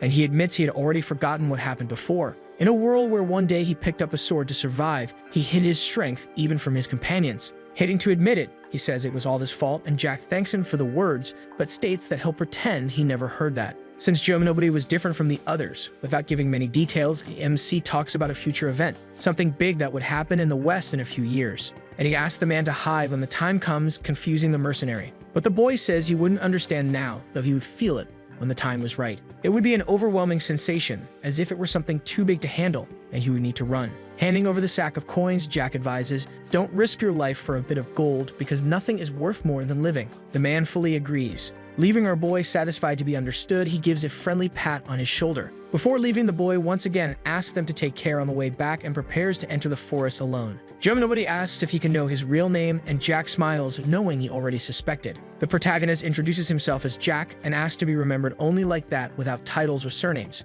Taking the moment, the boy asks for Joe Nobody's real name, who hesitates before answering. He reveals his name as Dynastismo. The protagonist then says that if fate allows, they will meet again in the future. Finally, Jack continues his journey, crossing a long bridge using mana to move faster. He feels he is close to the destination, passing by giant stones that he can only endure thanks to his young body. His movements, however, are no longer as agile as before, and he has to stop to catch his breath. Upon reaching a cave, he lights the way with a small mana sphere, confirming he's in the right place. All that's left is to cross a great stone wall to find his master, just as he did in the past. Finding that place before was a coincidence, the result of his escape from home and the suffocating exhaustion of that miserable life. Jack opens a flask and pours the liquid on the wall while wrapping his hands around his sword. He knew there was only one final step left, to run his hand along the blade, a necessary sacrifice. The boy stares at the sword, aware that this small act was more important than it seemed. Before returning to age 17, Jack had only been running and hiding just as he always did in his past life. For him, who had even lost Ron at that time, running seemed like the only possible choice. His trembling hands could barely complete the small necessary sacrifice, and he cried like a child. For someone like him, opening the stone cave had been nothing short of a miracle. Now he found himself in the same position as before, but this time things would be different. As he crossed the doors, the boy showed confidence in his steps, knowing the place well. He descended a staircase lit by a small lamp, though he felt a growing nervousness. It was understandable, since more than a decade had passed since his last visit to the place. At the bottom of the stairs, he fell to his knees upon seeing the sight that awaited him. There was his master, chained as before, with wide eyes upon hearing the boy's call. Jack wondered whether forms of life could truly become immortal someday. Not just the powerful, but anyone who wished to live forever. Monsters and emperors all would eventually die. This was an unchanging universal law. The same truth seemed to apply to the person before him, despite her unique abilities. His master from the past had lived at least 400 years using a body-soul separation technique. However, there was a magic that kept a connection between them. But even that extraordinary magic was now reaching its natural limit. He had met her when he was 10 years old, but the current situation was different. This time, he would have no more than 13 years to spend with his dear master. The woman in the form of a chained doll asks if the boy truly called her master, leaving him emotional. He had longed to hear that voice for so long, feeling a wave of overwhelming nostalgia. She shows curiosity about the boy's identity, asking if she should try to guess. The doll asks if this was some kind of joke to the boy. She wanted to know who the boy was, and he would not get a third chance to introduce himself. Laughing, he comments that her temper seems to have gotten much worse over the years, and says he missed her a lot all this time, provoking even more confusion in the woman. She finds it interesting to have a disciple she doesn't even know, asking if he knows who she is. The boy nods affirmatively. After all, how could he forget someone so important? The time they spent together was extremely valuable to him, more than just a dream. Even if it was something only he remembered, those memories were real in his heart. Then he introduces himself as the hero who ended the Age of Glory and began the Age of Humans, informing Valentine Milos, the great sorceress, that he was her disciple from the future, causing total bewilderment in the woman. What do you mean from the future? She hated storytellers and their inventions, asking if he already knew the reason. The boy knew it perfectly, stating that it was because stories always distort the truth with subjectivity. Annoyed, she says she should call him boy with the potential to be a storyteller, and asks what someone like her would say in such an absurd situation, challenging his claims. The atmosphere grows tense, but the only thing that comes to the boy's mind is a simple yet lost. That was probably exactly what she would say, recognizing his talent for imitating her. She jokes that the boy has a talent for storytelling and could make a career out of it, which offends him a bit as he calls her master. The woman quickly corrects him. She is no one's master. Her response only confirms she never changed. She was the same person as before. Realizing that words aren't enough, the boy gets up, determined to act differently. In a swift motion, he points his sword directly at the chained woman. He apologizes for his insolence, but he knew it was necessary. With the sword pointed at her, the woman realizes that Jack can use soul aura. He says he may be being disrespectful, but he will humbly accept any punishment after doing what must be done. This makes her nervous, and she warns him that if he breaks her chains, the entire place will collapse. Jack knew that, indeed, that was exactly why he intended to break them without hesitation. He advances toward the woman, the one who had taught Julius Teslin, the so-called hero. Julius had made a promise to his master that he would return for her, but he never fulfilled it. It took 50 years for the woman to finally understand that she had been abandoned by that coward. Jack acts quickly, destroying all the dragon bone chains that held her. Valentine screams when she realizes she's about to fall to the ground, but is caught by the protagonist, who assures her that he's completely different from that scoundrel Julius. Because he doesn't just talk, he acts accordingly. She holds back her tears as she remembers the past, but the moment is interrupted by the collapse. The ceiling begins to cave in due to the shockwave, and Jack tells her to hold on tight. He knew that Earth could be manipulated, so he activates 4 techniques simultaneously: Mountain of Wind, Forest, Fire, and Mountain. While holding the woman in his arms, he unleashes a blast of mana capable of blowing up entire mountains. Faced with such power, his master asks again who he really is, impressed. Jack insists that he's just her disciple because that's all that matters, not his origin or age. She is surprised that someone so young can master soul energy so well, and the MC jokes that he's a disciple from the future, and informs her that they would spend the next 13 years traveling together. The woman brings her face closer to his, trying to discern whether he's lying or not. This time, she seems to soften a little and slowly asks if the boy really came from the future. Jack explains that it was more a regression in time than a proper journey. It seemed like he was telling the truth. When he realizes that she finally believes him, the boy collapses to the ground before he can celebrate. The master warns that forced relationships never work, but he has his answer ready, arguing that if he hadn't acted like that, they would never have any kind of connection or relationship. But she didn't consider something like that a relationship. Valentine acknowledges that he's pretty good at arguing for someone in so much pain, and he asks who she thinks he inherited all that stubbornness from. Taking the moment, he formally introduces himself as Jack, her future disciple, and states that he will submit to her guidance in this life as well. 5 days later, in the territory of INVICIBLE, Jack was questioning how his master had remained silent all this time. He wanted to know if she was still organizing her thoughts or if she had simply chosen not to speak. At first, she had said she thought he was a descendant of House Teslin, but that was impossible.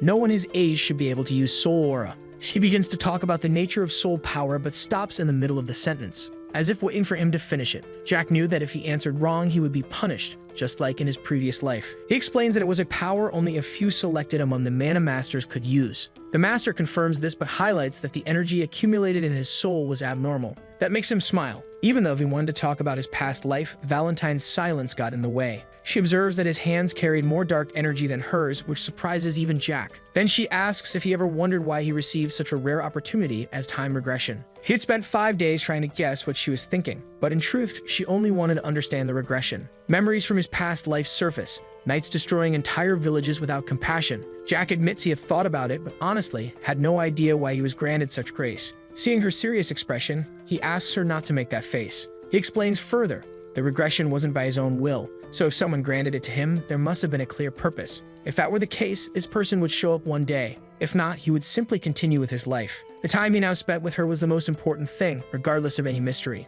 The master comments that at least his words were beautiful, and then asks what his plans are. Jack replies that he wants to find a companion. He needed someone he could trust. The night he rescued Valentine, he had fallen seriously ill. He had to secretly drink 2 high-level potions, and even then was on the brink of death for several days. His body needed someone to protect him, to be his arms and legs when necessary. But for now, he would simply go shopping with the girl. He also needed a new sword. But then both of them were bumped into by a girl shouting for passage, who ended up dropping the flowers from her basket. She apologized, explaining she was in a hurry. Jack replied that they also weren't paying attention and asked if she was okay. That's when he realized he had just said he wanted someone by his side, and here was a possible candidate. While the young lady was collecting the flowers on her own, he inquired whether she would be willing to become his wife. The unexpected proposal left her visibly taken aback. Jack proceeded to offer the entirety of the contents within his bag as compensation. However, she declined, stating that the amount was far too excessive. A single coin, she explained, would have been more than sufficient, as it corresponded precisely to the value of the flower basket she carried. Thus, Jack completed the payment, and she handed him all the flowers. Before departing, she made a hurried bow, leaving Jack standing still, silently observing. His master remarked that it had been a long time since she had last seen a nocturnal being. Jack agreed, repeating the statement automatically. However, upon reflecting on the information, he assumed a more serious demeanor and questioned the master. The young woman did not appear to possess any unusual traits. Valentine appeared confused. She had assumed he had approached the girl precisely because he knew her true nature. In reality, Jack had chosen her because he recognized in her the potential necessary to reach the 10th circle with proper training. Now on his shoulder, the woman couldn't believe he hadn't noticed something so obvious. Clearly, he still had a lot to learn. Jack laughed and asked her to teach him everything, but that depended on him. She said he was exactly as she remembered, even after the regression. The green-haired master still found the situation odd. That child felt strangely familiar. Old memories surfaced in her mind, a blonde girl dancing in a garden. Everything began to make sense, and to think that now she was reduced to living in that village. Meanwhile, Jack thought that after they finished shopping, he'd need to find someone important. The night creatures were a race comparable to dragons in power.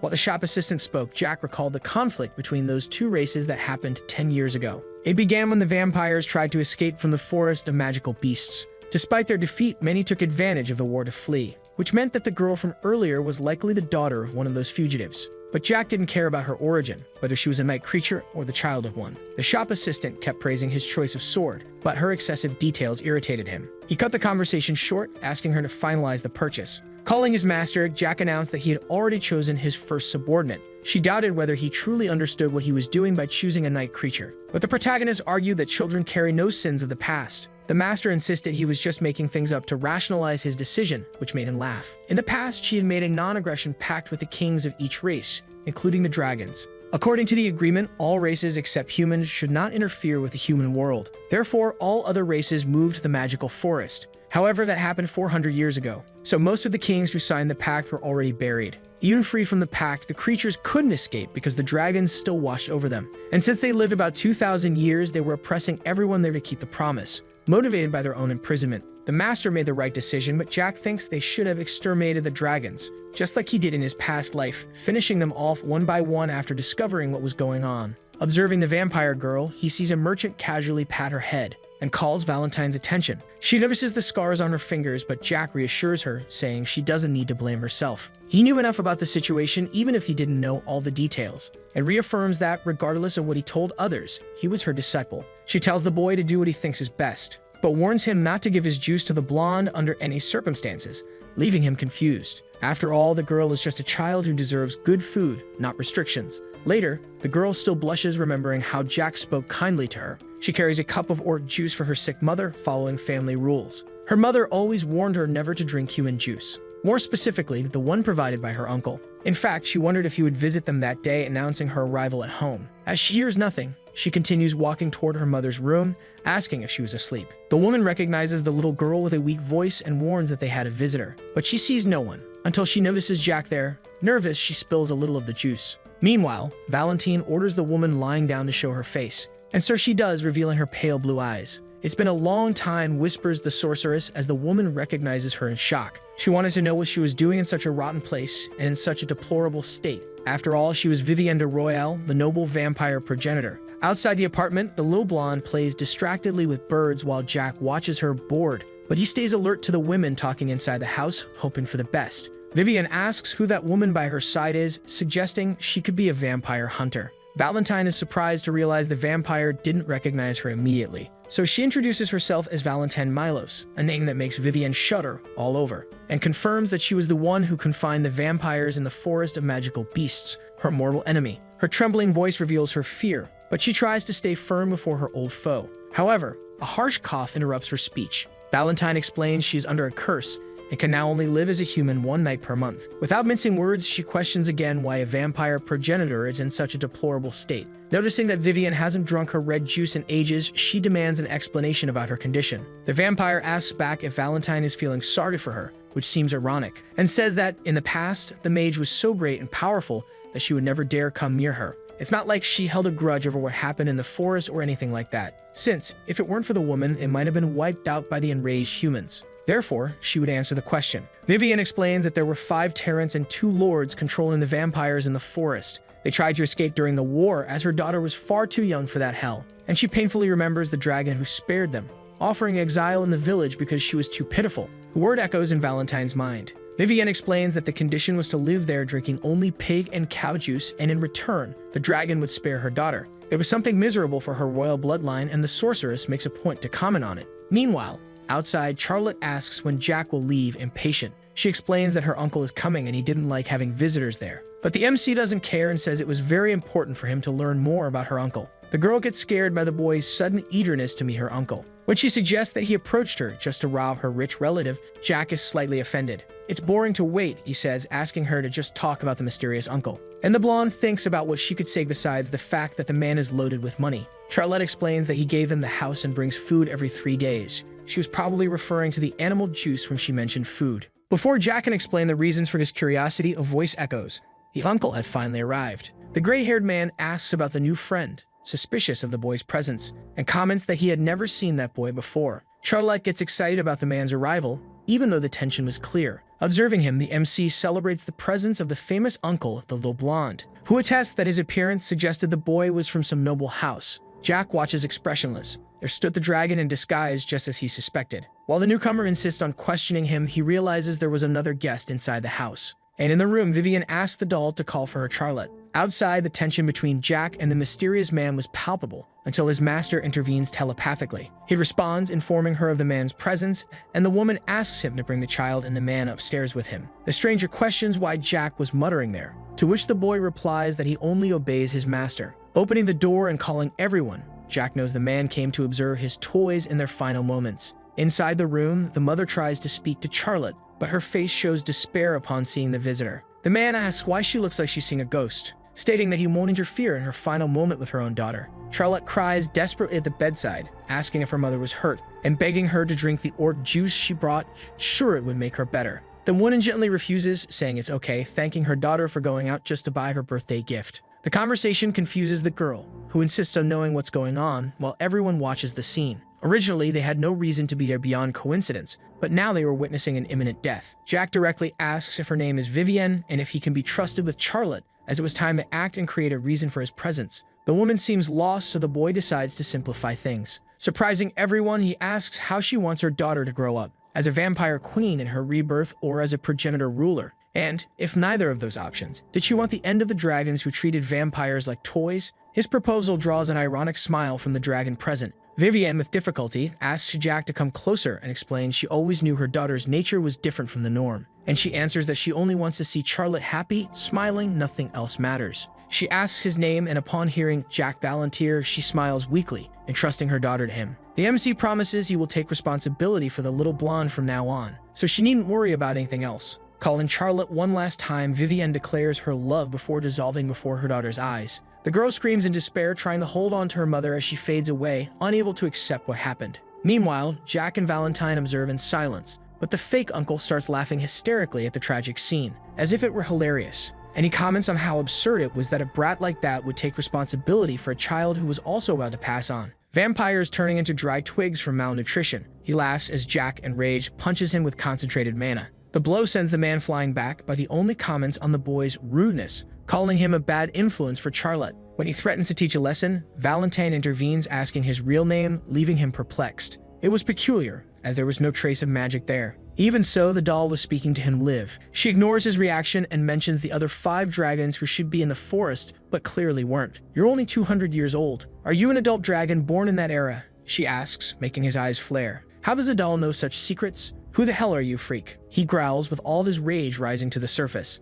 When Jack hears the insult to his master, hatred completely overtakes his thoughts. Valentine asks to be set on the ground, stating she can stand on her own. She formally introduces herself as Valentine Milos, the ancient mage, making the dragon change his expression. "No way, that immortal necromancer," he asks, unable to believe the revelation. And the woman nods, as she had already received a nickname like that. The dragon grits his teeth, accusing her of lying shamelessly about her identity. Valentine then mentions Bahamut and Voldemort, secret names only dragons themselves and those who have seen them would know. This revelation finally makes the man accept the truth, surprised that she was still alive. Finally, he introduces himself as the proud fire dragon of the Machiavelli lineage, Galactus Machiavelli. He sneers at the poor place, confessing he just wanted to get rid of the child, the unwanted legacy of his toy. Valentine commands him to step back immediately, but the man mocks her, asking if she had forgotten the verbal pact, because they, superior dragons, had always shown mercy to the other races besides humans out of pity. So how did she dare command a dragon like him to step back? However, Valentine stands firm, saying the man got everything wrong, because the mercy in the story had always been her. The statement enrages the man. She explains the ancient pact and how dragons were never truly merciful. They separated the races because of their arrogance, believing themselves superior to all. She's surprised that even after the war that happened in the past, they hadn't improved their bad habits. The dragon laughs at the history lesson, calling her a ghost of the irrelevant past. Jack, furious, interrupts him, referring to him as a disgusting lizard and explaining he had planned to just listen because he was very polite. However, he questions how a four-legged beast dares to act like a human while being so arrogant in front of his master. The insult makes the dragon promise to tear Jack to pieces, his claws appearing threateningly. Unafraid, Jack charges forward and lands a phenomenal kick, throwing the dragon against the wall. With his foot on the chin of the defeated one, Jack warns, "From now on, treat Valentine with respect." The dragon spits juice, cursing the boy and questioning how an inferior human dared to do that to a dragon of his stature. Tired of the argument, Jack orders him to stop with the nonsense and look down before he decides to end everything. The dragon, however, grabs his foot and throws him into the air, shouting that he can do whatever he wants just because he has Valentine Milos' support. Charlotte watches everything while crying as the MC comments how Ron would freak out if he saw him this dirty. "Your uncle is irreparable trash," he says, making the girl finally see the truth about him. The girl breaks into tears, realizing what had been happening all this time. Jack takes her hand, asking her to take a good look at Galactus, and reveals that monster was responsible for wiping out her people, her father, and treating her mother like a toy. Charlotte tries to defend him, but Jack insists that he only needs her consent to end the guy's bloodline now. All that mattered at that moment was the blonde's answer. "I'll show you the power of the one who will take care of you," says Jack, charging forward with his sword. However, the vampire is faster, skillfully dodging all of Jack's attacks. The two resume direct combat, but it seems our boy once again fails to hit his target. The mocking vampire comments that after so much talk, he expected more from a mana user, but clearly he was nothing special. Before he can finish the sentence, his hair falls to the ground, cut by a precise blow. Jack smiles with satisfaction, explaining that the hair was bothering him, and now they could fight seriously. The surprising attack makes Galactus call them the worst names possible, tired of the nonsense. He launches a wind-splitting power against Jack, who surprises everyone by defending himself. Even Valentine is shocked as the boy cancels the dragon's magic with his own abilities. The battle continues until the boy finally knocks the vampire down, stomping hard on his face. At that moment, he recalls the enemy's identity and confirms it was Galactus Machiavelli, son of Luca Machiavelli from the Forest of Magical Beasts. The revelation leaves the vampire pale upon realizing Jack knows his father. He was one of the 5 ruling dragons commanding the forest. Jack couldn't forget the dragon he had decapitated in his past life, though he had never encountered this figure before. Given his current state, he must have had a premature departure somewhere, or had been hiding around. The boy asks why the man acts exactly like his father, and he growls, demanding to know who that idiot was. Jack introduces himself as the first and last disciple of Valentine Milos, the woman he so despised. The defeated one questions how a human destroyed his soul's speech, a magic that was supposed to be invincible. The scene was pathetic. It didn't even look like he was seeing the strongest life form in the world in front of him. He gives the surrendered man 5 seconds to apologize to his master, pointing the blade at him. Even with his face on the ground, the proud Galactus asks what would happen if he refused to obey, and Jack coldly replies that he would reduce him to dust so thoroughly that no one would ever find the remains, just like he did with a certain someone.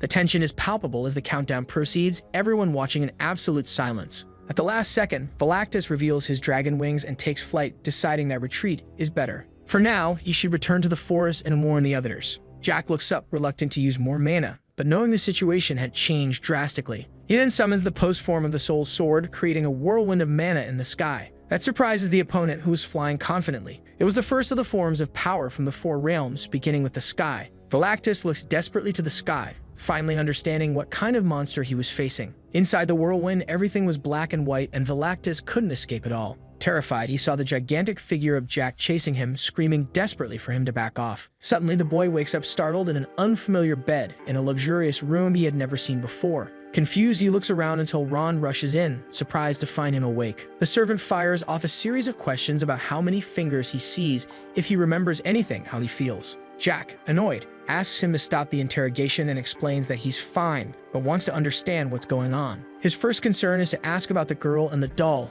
who were with him before. The butler informs him that Charlotte is sleeping in the room next door. He comments that even not knowing exactly what happened, she seemed extremely tired. While Valentine is on the sofa, and the servant points to the green-haired woman to confirm if Jack was referring to that. Our boy smiles when he sees Valentine and greets her with a good morning, which she immediately corrects, stating it's already afternoon, leaving the butler shocked by her ability to speak, and he asks if the lady was angry. The woman responds dryly that he is free to do whatever he wants with his own body, and Jack laughs, teasing her by saying he knew she was worried about his condition. Ron, intrigued, asks how a doll could speak and remain motionless for 3 days, something the protagonist says he'll explain later, because what matters now is treating Valentine with the respect she deserves. Ron promises to follow the orders, still confused but trusting his master's judgment. When questioned about recent events, the butler tries to summarize the complex situation. The bodies of the escort were finally found in the mountains, and naturally, a marquis found out about it. So the Valentier family sent knights to investigate, and believing that Jack might have a clue, they started tracking him.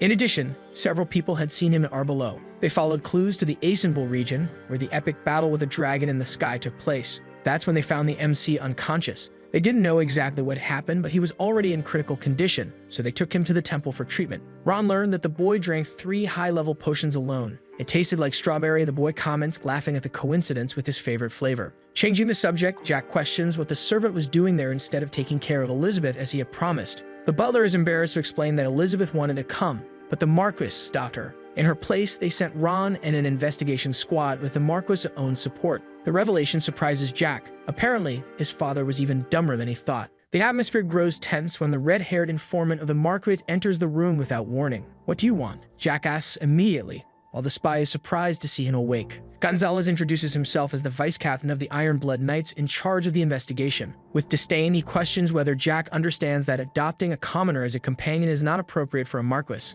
He criticizes the boy's abilities, saying he should at least maintain the dignity of his position. Before anyone can defend Jack, the boy asks for silence and lets the redhead speak. Then Gonzalez says he will ask a few questions. According to what the butler knew, he bought 3 high-level potions for the third young master. Therefore, he would only withstand 3 uses. His stance surprises the informant, who remembered when the brat couldn't even look him in the eyes properly. The redhead reveals that Jack was the only survivor of the incident with the guard and demands explanations. The boy responds evasively that it wasn't anything important, just that his escort had received strange orders to break his bones. But he stops mid-explanation, noticing the man's fearful expression, which suggested he wasn't aware of everything. Gonzalez pressures him to continue the explanation. "It was pretty wild, right?" he comments casually, mentioning what the knight who led the attack had planned. The informant asks if he's referring to Rizon, and Jack confirms, remembering how they threatened to destroy his mana circle. With complete sincerity, the boy states that he simply finished them all, leaving the redhead in shock. But the boy repeats it, making it very clear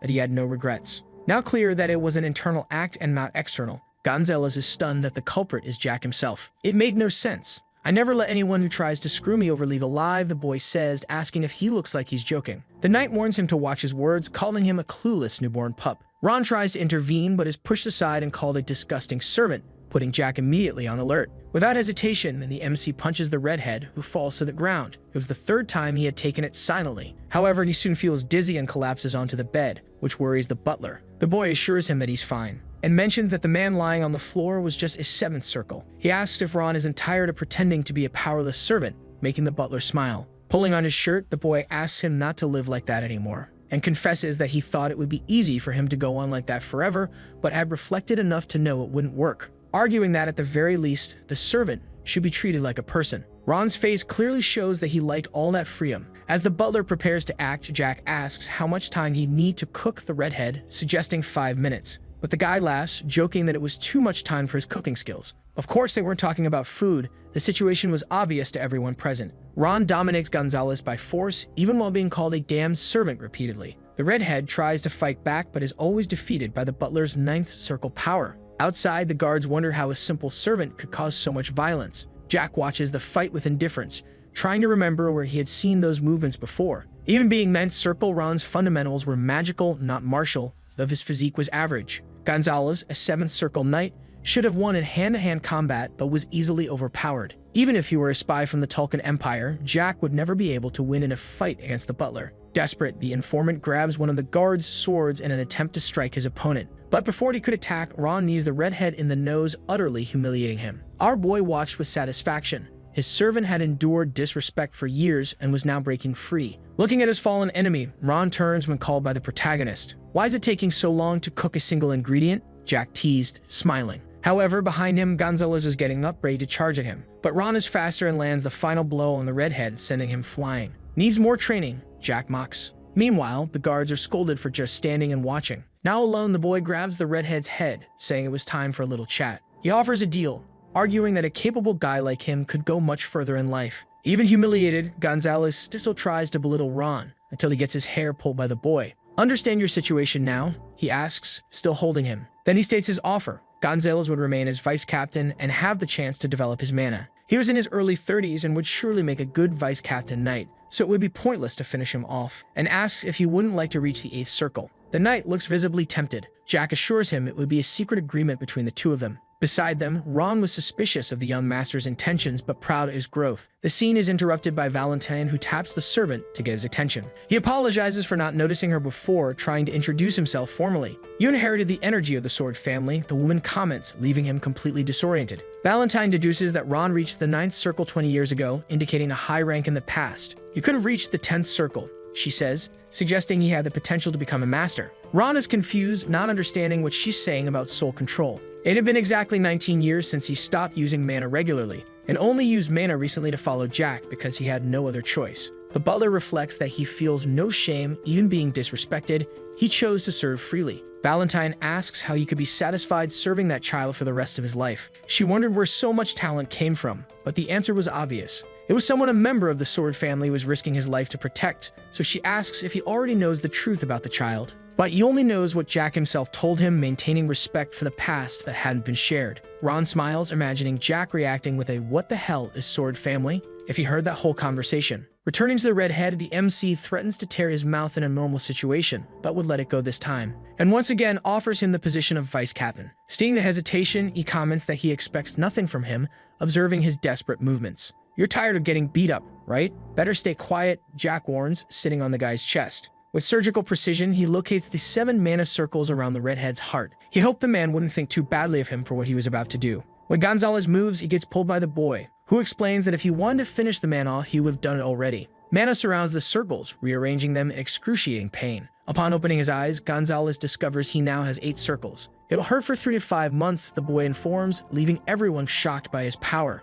The informant was stunned by the boy's ability to forcefully create that. However, now he has only one choice: obey every order from the young master or face terrible consequences. And he mentions the rumors about him being able to manipulate forbidden magic with a frightening smile. Jack remembers when he punched Phelan and the rumor his father spread. Now Gonzalez was confirming it as an undeniable fact. The boy knew how to use forbidden magic. He orders the redhead to kneel and pay attention to what he's about to say, because he'll engrave it into his bones if necessary. Gonzalez must return to the Marquis household and lie that the 3rd young master knows nothing. And within 3 months, 40 problematic members of the Marquis family must be eliminated in secret. The redhead agrees until he realizes the trap. Jack had planted something in his heart that meant much more than just a decoration. It was a sentence. "Don't be scared," says the MC, holding his shoulders. "If you obey me, you'll gain enormous benefits." The boy promises that the pain will be worth it, comparing the power of the 8th circle to an addictive drug. Laughing at the knight's paradoxical situation, he says he always knew the guy would want more. Besides that, he remembers how Gonzalez humiliated Ron during the journey. But now the roles were reversed, and Jack declares that the redhead will be the butler's new servant. And the guy just mutters in acceptance, head lowered. With the deal done, the protagonist kicks Gonzalez out of the room, satisfied to have a new subordinate. He hoped chick number 2 would be more obedient than the first. Turning to Ron, he asked if he finished his conversation with Valentine, receiving confirmation. Starving, Jack wants to eat, but is questioned about going out in those old clothes. The mage, always prepared, had already set aside a clean outfit, showing his usual care. Ready to leave, they are interrupted by Charlotte, who hugs the boy with a trembling voice full of concern. "I thought you'd never wake up," she says as he returns the hug, moved. He orders that their favorite dishes be prepared to share with the vampire girl. He's surprised by how strong the blonde is even without ever drinking real juice. Outside, the orange sky lights their walk as Jack apologizes for destroying her home. However, Charlotte explains that even if it were intact, without her mother, the apartment wouldn't be a home. Jack gently holds the girl, revealing that he also lost his mother when he was very young. Charlotte is surprised to hear that even so, he found happiness with his butler and master. He uses mana to make his juice flow, offering the hungry vampire an unprecedented taste. As soon as she drinks, Charlotte feels a wave of energy run through her body. The vampiric power had been activated. Vampires rival dragons precisely because of their ability to regenerate instantly with potent blood. Despite the confusion, Charlotte smiles brightly, feeling better than she ever imagined possible. Jack asks how she feels about the earlier events when he promised to show his power to prove himself worthy of the responsibility. And the little one reveals she was scared, but it was exciting, and she calls him Appa with innocent admiration. Jack corrects the nickname to Boss, making her laugh with joy as she adjusts to the new title. Inside the mansion, the revelation that Jack defeated an adult dragon leaves Ron shocked. He explains that dragons before the age of 50 are already masters, with fifth circle mana hearts. The Dragonoid transformation technique allows them to compact their massive form into human size, optimizing combat. And if a dragon's original form is specialized for using magic, its transformation is a technique that maximizes power in close quarters combat. If that idiot Velactus hadn't given him time to use soul speech, he'd have been in real trouble. Ron insists that Jack eat vegetables, reminding him he's still a growing child. But that doesn't matter, and the MC resumes the conversation, calling the dragon an inexperienced fool. After all, the human was merely second circle and still caused all that damage. Jack notices how strange the conversation is. Normally, killing dragons would be unthinkable. The fire ant mercenaries would die of shock if they knew what he'd done. The butler turns red when he realizes the young master deduced his knowledge about dragons, because he thought he knew absolutely everything. However, the boy reminds him that he only shared that the man would have a premature passing, showing how he connected the dots. Ron reflects that there were many secrets his master did not know, and they would remain that way. He was never one to be interested in long stories, despite his cautious nature in past lives. Even when they fled together from the Marquess house, the butler kept his secrets tightly guarded. Everyone has the right to their mysteries, thinks Jack, but he needed to confirm a crucial suspicion. Looking into the butler's eyes, he directly asks about ties to the Tulkun Empire. The confusion on Ron's face is genuine, and he denies any connection to that nation. Jack's relief is palpable, as that concern had weighed on his shoulders for a long time. His calm smile conveys the desire not to burden his loyal companion. Despite the post-battle exhaustion, it was time to form a new mana circle. The use of soul energy always drains him, requiring sturdier circles to cushion the impact. Valentine interrupts the boy's thoughts, surprised that he used the Dark Bond, a forbidden magic only the two of them knew,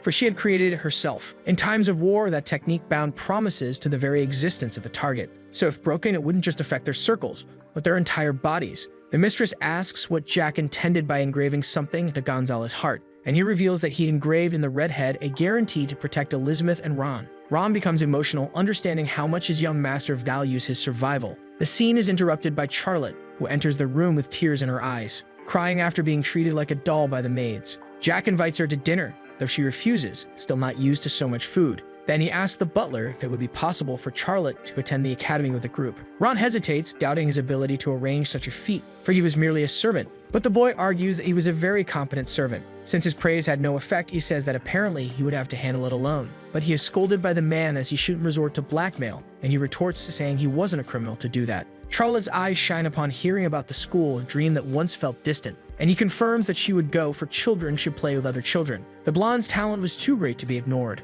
Her age would be an obstacle, as the girl was only 11 and the academy accepted students from 14 years onward. But Gonzalez could help with that with a simple letter of recommendation, so he assures her there's nothing to worry about. A few days later, the group finally arrives at the academy and Ron bids farewell to the boy, handing over his luggage and asking him to take care. He even suggests the boy send a letter if he ever needs anything else, showing concern even in parting. Jack then asks a favor, wanting to leave all matters regarding the Marquess house entirely under his responsibility. He wanted to be sure the servant understood the boy wished to focus completely on his studies at the academy, free of outside distractions. Ron confirms the request, and Jack comments that Gonzalez wasn't as clever as expected, revealing contempt for the redhead. He considers the man merely a disposable pawn, someone to be used and discarded without remorse. The MC also mentions he had given the redhead a specific order, something he wanted the servant to help carry out. The mission involved cutting off hands and legs, but he clarifies he wasn't referring to someone's physical limbs. In truth, his targets were the officials of the Marcus house and the members of Count Mantis' family,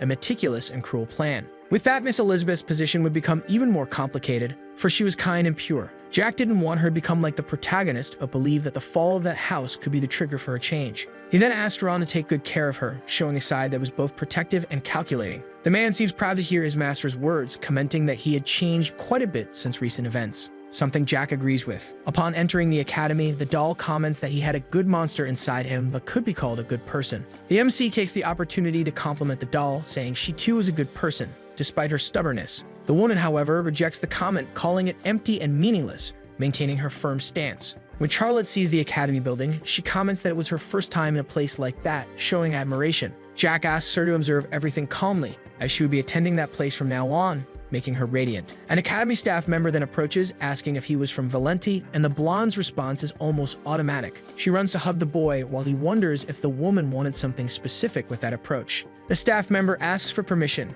informing that the headmaster was waiting for him in his office, revealing a certain urgency. The man comments that the boy was well known there, mentioning his dark and striking past. The bloodied son of a noble family found amidst destroyed buildings was still a recurring topic. Even though some time had passed, the story still echoed, especially before the father of the current Duke Assemble. The former Duke, Rommel Einhard Assemble, still kept that place exactly as it was in his past life. A flashback invades the protagonist's mind, remembering that room and a conversation about an important test. He questioned if that was really all he had to do, complaining about the classes he would miss because of it. The old headmaster, however, assured him that as long as his name was on the official ranking, he would not be expelled. Jack's heavy eyes showed his disappointment, knowing that his older brother and father conspired against him. He was sure they would try to kill him before he reached adulthood, a cruel reality that the headmaster confirmed. The man had seen many children in the same situation, but could only offer a private room as help. Trembling, the boy wondered how he should live from then on, feeling the weight of loneliness and betrayal. The headmaster then pats his head, concluding that it was up to him alone to decide his own path from that point forward. Now in the current life, the boy is more confident and smiles, proposing a bet to the headmaster,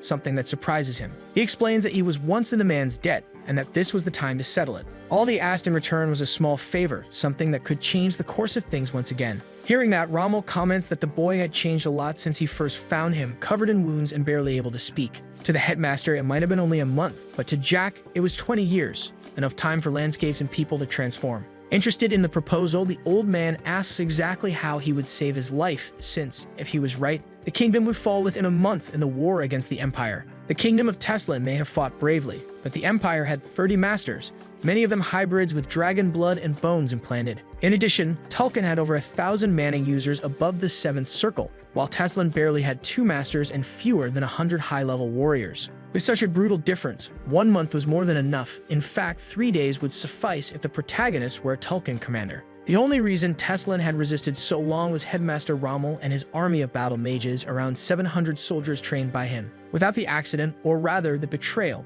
of his most trusted advisor, the kingdom could have lasted another 2 months. Upon mentioning the traitor's name, the headmaster's eyes widen and he scolds Jack for addressing an instructor by name, but the boy remains unfazed. He calmly explains that Brutus Marcos was a Tulkin spy, current vice instructor of the swordsmanship department, 6th Circle Knight, and vassal Assemble. Rommel retorts, saying that was slander and that Jack would regret not listening, but the boy merely smiles. In a few years, when he stabs you in the back, you'll think, I should have listened to that boy, the MC taunts, igniting the old man's patience. The headmaster, furious, advises him not to do anything he can't take responsibility for, preferring to pretend the conversation never happened. In the end, he releases the boy, pulling out a pocket watch with a crest and affirming he would not repeat his words. Seriously, he asks him to summon Brutus to his office, and so the boy does. Inside the room, the man faces them, starting with compliments on the protagonist's good work, but informing him there was no longer a need to send reports to the Empire. The man's expression is priceless. He freezes, asking what the teenager is talking about, but Jack just laughs.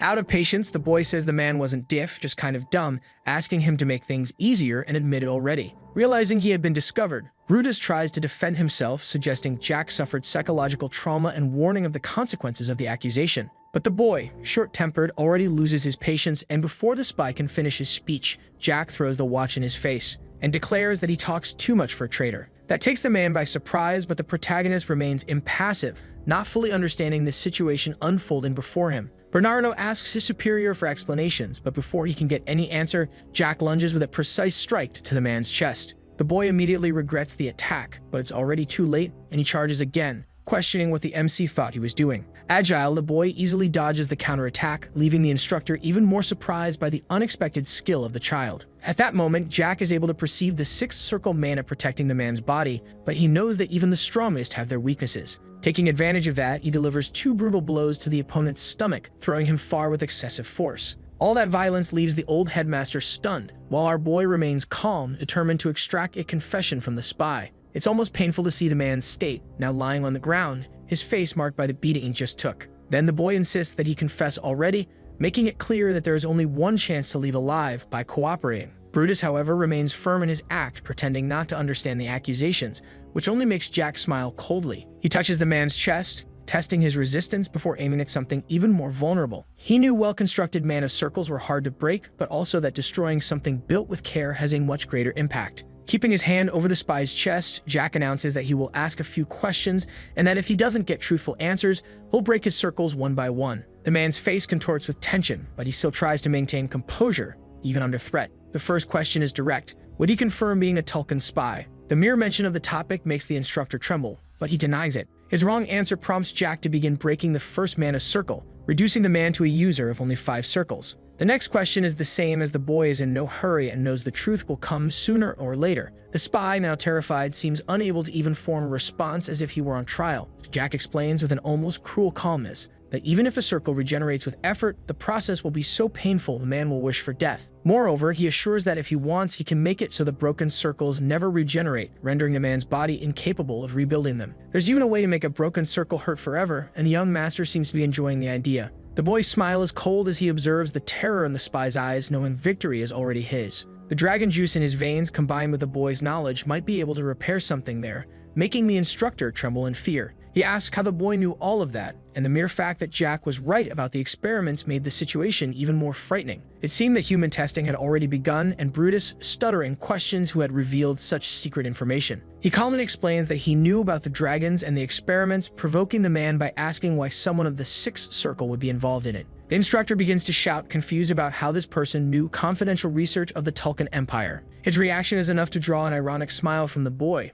who then begins the process of breaking all the mana circles at once. He mocks the fallen man, and by the end of the process, Brutus is completely destroyed, with no strength to react. With that resolve, Jack turns to the headmaster, indicating it was time to hear his request, but the old man is still sulking, processing everything slowly. Brutus, even defeated, grumbles that the Empire would never forgive him, and that soon they would tear his body to pieces. Before he can continue, the boy slaps the instructor's face, silencing him for good. The headmaster, now out of excuses, admits he will have a hard time dealing with the mess caused, but can't deny the boy is mysterious. He definitely was not the same child Rommel had met a month ago. Indeed, he had changed a lot. Jack asks the old man to simply forget the matter, and the headmaster agrees not to ask for details, but still needs to know one thing. How did the boy uncover the scheme? He wanted to understand about the dragon blood, but is interrupted by Jack, who reminds him of their agreement. The headmaster should already know about the continent's situation. The signs of war were becoming obvious. The battle for the Mother Association was already starting to go public, with moderates led by the second son and radicals by the crown prince.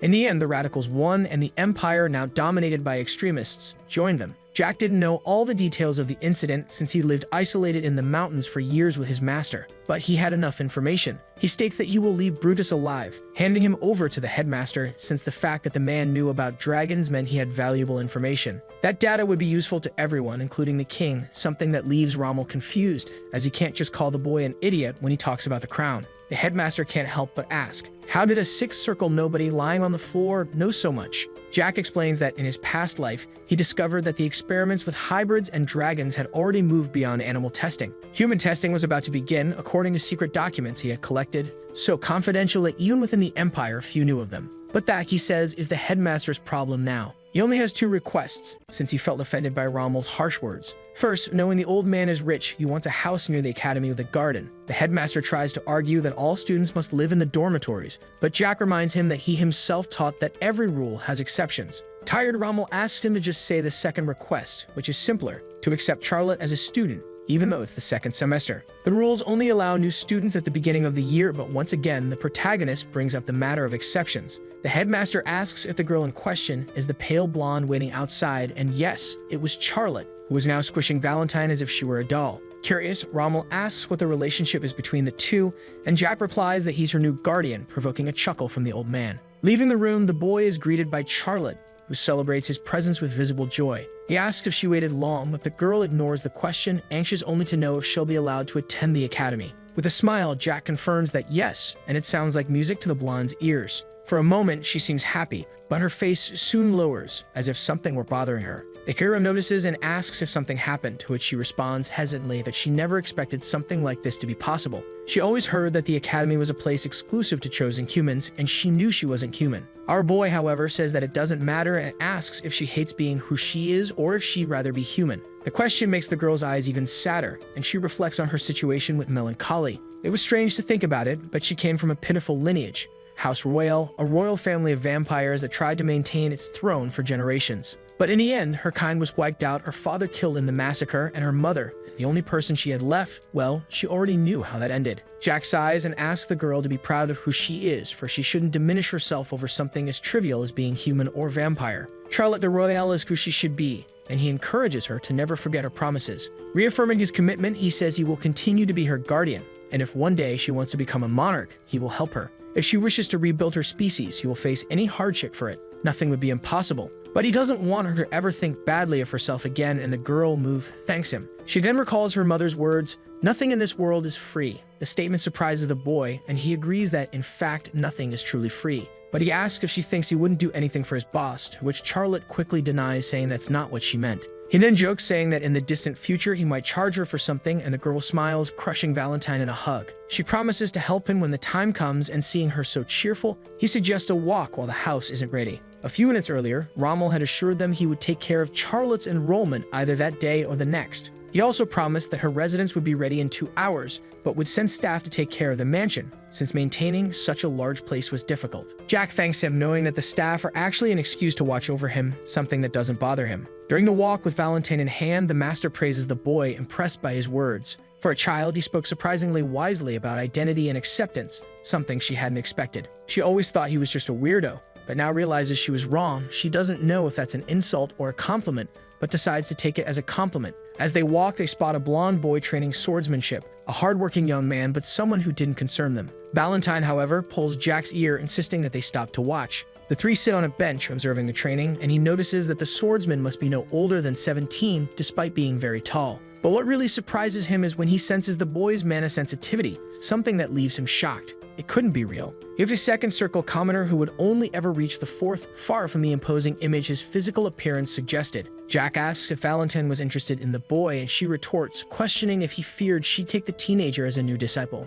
That wasn't the case, since the boy would never surpass the fourth circle. He just wanted to understand what had caught her attention. The master had a sharp eye for talent like her, but she couldn't discern anything special about that boy. While thinking of something to say, nothing comes to mind, and the young man continues his solitary training, swinging his wooden sword through the air. Charlotte intervenes, commenting that the boy must have been training for a long time, as he looked about to faint from exhaustion. Noticing marks on his neck, she adds that he was visibly injured, but the master still didn't understand the interest. Upon closer observation, Jack realizes that the boy's magic circle had already been broken once and rebuilt on his own, something nearly impossible. Valentine admires the young man's determination and almost says more, but decides to keep it to herself. Jack, however, had already understood the reason for the interest. The foundation of a dark mage is death and destruction, hatred and vengeance. By reconstructing his broken circle on his own, he demonstrated a mysterious dedication. Every movement, every silent strike, done with hidden rage. The protagonist approaches and politely asks to interrupt, being received by the blonde, who asks if he can help him.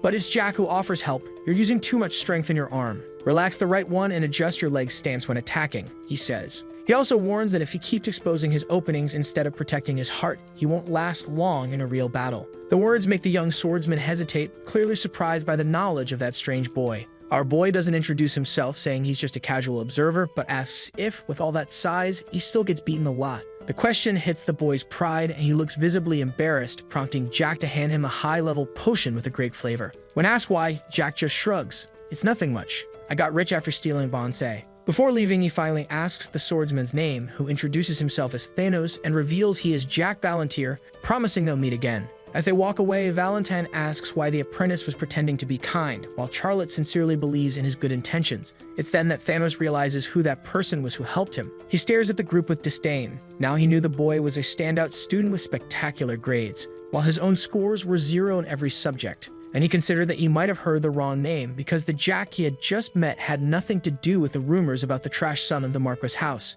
Near the academy, the protagonist was receiving a tour from a messenger boy of the Elder, who apparently called himself Joe Nobody. That was the same pseudonym used by a member of the mercenary group Earth Ants, or Fire Ant. He no longer remembered for sure. Our boy praised the mansion, impressed by its luxury, clearly a VIP lodging that exceeded his expectations. To an outsider, it looked like the headmaster had personally intervened in the battle for the House Volunteer Association to provide such a residence. That made the protagonist wonder if that was why the messenger boy stared at them with a blank, emotionless expression. The boy defended himself, saying his emotions didn't matter. He was just following orders as a simple messenger. Jack then questions whether he knew that kind of behavior was rude, leaving the boy visibly uncomfortable and speechless. That's when the protagonist reveals that the supposed messenger was using polymorph magic to hide his true appearance. He wonders if the Elder already knew that, noticing how the revelation made the boy even more tense and restless. Ignoring the awkward situation, the MC is intrigued by the number of high-circle humans in such a small land. He takes the opportunity to analyze the man before him more closely, making sure he wasn't just another infiltrated spy.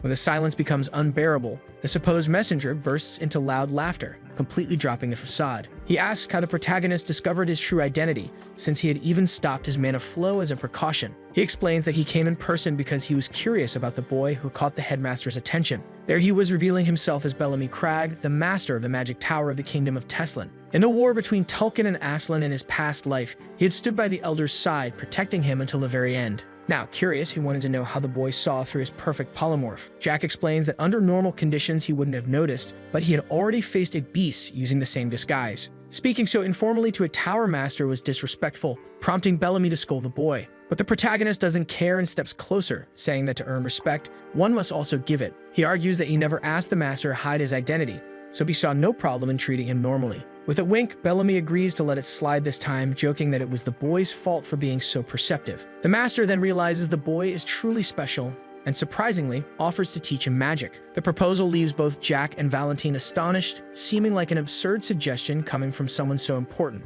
The boy politely declines, explaining that he already has a master, which leads Bellamy to mention Bellamy himself. The master reveals he also wanted Jack's sister to be his disciple, but she refused. He insists again with the protagonist, saying that having two masters isn't a problem, but the boy maintains his refusal. Jack is impressed by the Tower Master's unconventional methods for recruiting disciples. Valentine then intervenes, calling Bellamy by name and revealing she knows his true identity. She explains who the master of the magic tower is to the others, making clear his status and power. The woman continues, saying that Bellamy met the requirements to reach the 10th circle, but seems to have given up. She asks if he was attacked when he tried to advance to the 10th circle in the past, which leaves the master shocked. She can feel subtle traces of the 10th circle within him, a phenomenon that only occurs with broken hearts. The doll encourages him not to give up, saying that even at his age, there is still hope for someone who has come so close. She explains that the magic tower is for those who persist, and he would need to prove he deserves to resume his journey. After so many profound words, Bellamy asks the name of the woman who hurt him, but she prefers not to reveal it. She suggests he consider it just a scar from the past, ending the subject with melancholy. In the conversation that follows, Jack asks them to remember that Charlotte is still waiting for them and they need to return. Before leaving, the boy informs the Elder that he will visit on the day of the opening ceremony. He was almost dragged to the magic tower, but Valentine expresses some pity for Bellamy's situation. She comments how one works to death without talent, while the other lives without even knowing his own potential. Her words leave the protagonist slightly offended, since she hasn't taught him anything lately. But the doll knows that Jack has already learned everything she could teach. His use of darkness against Gonzalez proved it. That was the final magic his master had shown him, completing his training. To think Bellamy came from the magic tower just to see the boy was truly surprising. Before crossing the mansion gates, Bellamy makes a point of looking at Jack one last time. He is questioned by one of the maids about what he was thinking, but honestly he didn't know, which leads her to suggest that he had heard something from the headmaster, which was true. Moments earlier, he had been in his office outraged that the old man accepted all the demands of a brat, even though he had nothing against Jack. It was just very suspicious that someone in the 2nd circle had managed to subdue a 6th circle mage alone. To him, the boy was the most dangerous person there. Hearing his arguments, Rommel says he's only looking at one side of the coin. He reveals that the boy brought a girl with him. He was probably planning to spend his days at the academy near her, like anyone going through puberty. Besides, his presence there could be beneficial to the kingdom. The Elder suggests they focus on figuring out how the protagonist knows so much, since he'd be staying for quite some time. Bellamy knew the headmaster was right, but still, something bothered him. He says he'll do whatever he's ordered to, but he had something to say. Honestly, he was worried that Rommel would end up getting involved in the political battle of the Marquis house. But the old man believed the struggle for the Volunteer house succession was already over, leaving the master in silence. However, he says he knew the Marquis well. Even if his eldest daughter had the talent to become a master, he only saw her as a political tool, and his second son was just another among the thousands of third circle youths at the academy. Besides, he wasn't anything special. Bellamy had never seen anyone as dumb and unimaginative as Phelan in his entire life. The headmaster asks what he meant by all that, and the man comments that he really was going senile. Why would someone who gave up the position of duke because he was tired of political battles get involved in a mess like that? Some favors like asking for a single room or being excused from certain classes could be ignored, but giving Jack an entire house went far beyond that. He was worried people would find out soon, but his comment made the old man laugh. They had been together for 30 years, so he knew him well enough to understand the real reason behind all the talking. Rommel explains that even if it was just a hunch, he believed there would be many benefits in maintaining a good relationship with the boy, which the man found strange, but the headmaster kept smiling. Then he suggests that Bellamy personally visit the house once it was ready to see what kind of person Jack really was. Though reluctant, he decided it was better to accept the proposal. Now, after the whole conversation with the MC, he understood what his old friend had said. His thoughts make him smile involuntarily, prompting the maid to ask if it really happened. And he confirms, explaining that he just remembered something. Inside the mansion, the boy had already won over the maids as well as a chef and 5 bodyguards. With them gathered there, he asked that they monitor him as best as they could, assuring them he'd make it easier for them. First, the boy informs them that he loves meat, so they should prepare plenty for every meal, along with fresh vegetables. He knew it wouldn't be as good as Ron's food, but it would be decent enough. He spoke about food as if it were a very serious matter in scaring the guards. He had to make the most of his new staff. His chef even had his name in the Guinness Book, though he looked like a Mongol. As for the guards, there were too many to remember all their names, so he affectionately nicknamed them the 5 Musketeers. The boy teases, asking whether the elder had trained bodyguards or spies, whichever they preferred to be called. Apparently, everyone there had already experienced a mana break at least once, so he informs them that they could learn from the boy who rebuilt his broken circle at the academy. Shocked, one of the men asks if the headmaster told him about them, but the boy denies it, asking him to stop questioning and get to work. In the middle of the lecture, Charlotte walks toward him to comment on how grand the place is. Now it was time for a tour of the mansion with his little brat. The elder handed over the mansion on August 9th, and classes wouldn't resume until the 16th. However, 5 days had already passed by the time he noticed. It had been a great vacation, of course. He bought clothes for Charlotte, ate delicious food while they strolled around, and even watched a musical together. It was a lot of fun, aside from 2 little things. First, he realized that although he hadn't lost his combat sense or mana control,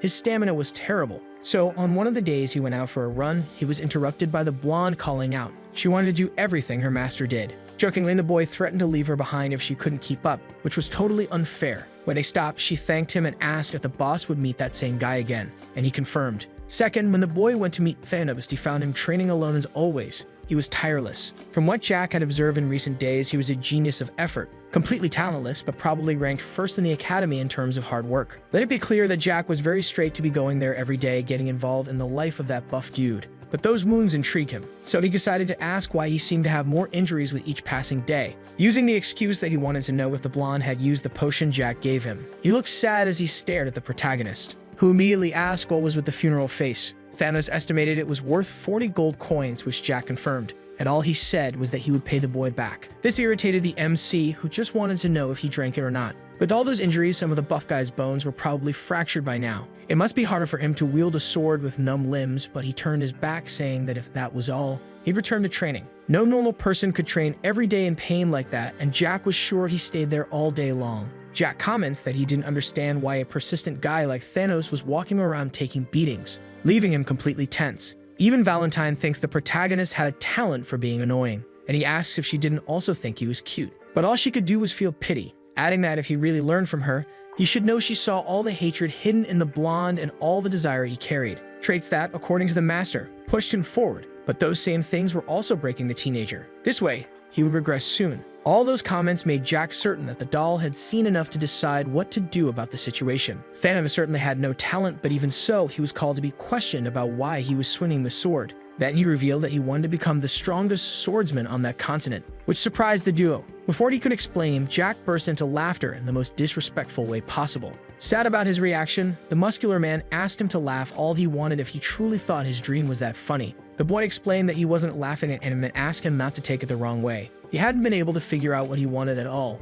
but now he understood, and he called him approaching to ask if Thanos also wanted to become his little chick. Trying to be helpful, Charlotte ran over to the boys with a jar of water so they could drink. surprised by how close they were while talking. The blonde man became extremely offended by the boy's offer, who asked if he needed to repeat it. To make sure he heard right, he asked if he really had said little chick, which was the case. Then Jack repeated the question. He didn't really know what little chick meant, but it didn't sound like anything good. In that case, the MC asked if the muscular man would like to be a freeloader, which seemed to make the blonde even more hesitant. Basically, he wanted to turn that teenager into his vassal. When he informed him that he was just a commoner, the mentor received a big "so what" as a response. So Thanos explained that he had nothing of value, much less money. But that didn't matter to the boy. Besides, he had already heard of the Volunteer House and noticed that the young man was very different from the rumors, which was even more irrelevant. Insisting on denying it, the guy asked him to find someone better than a talentless commoner to be his vassal, because he wouldn't be of much help. Jack stared at the guy thoughtfully. It was kind of funny how they worried about him even when he didn't need to,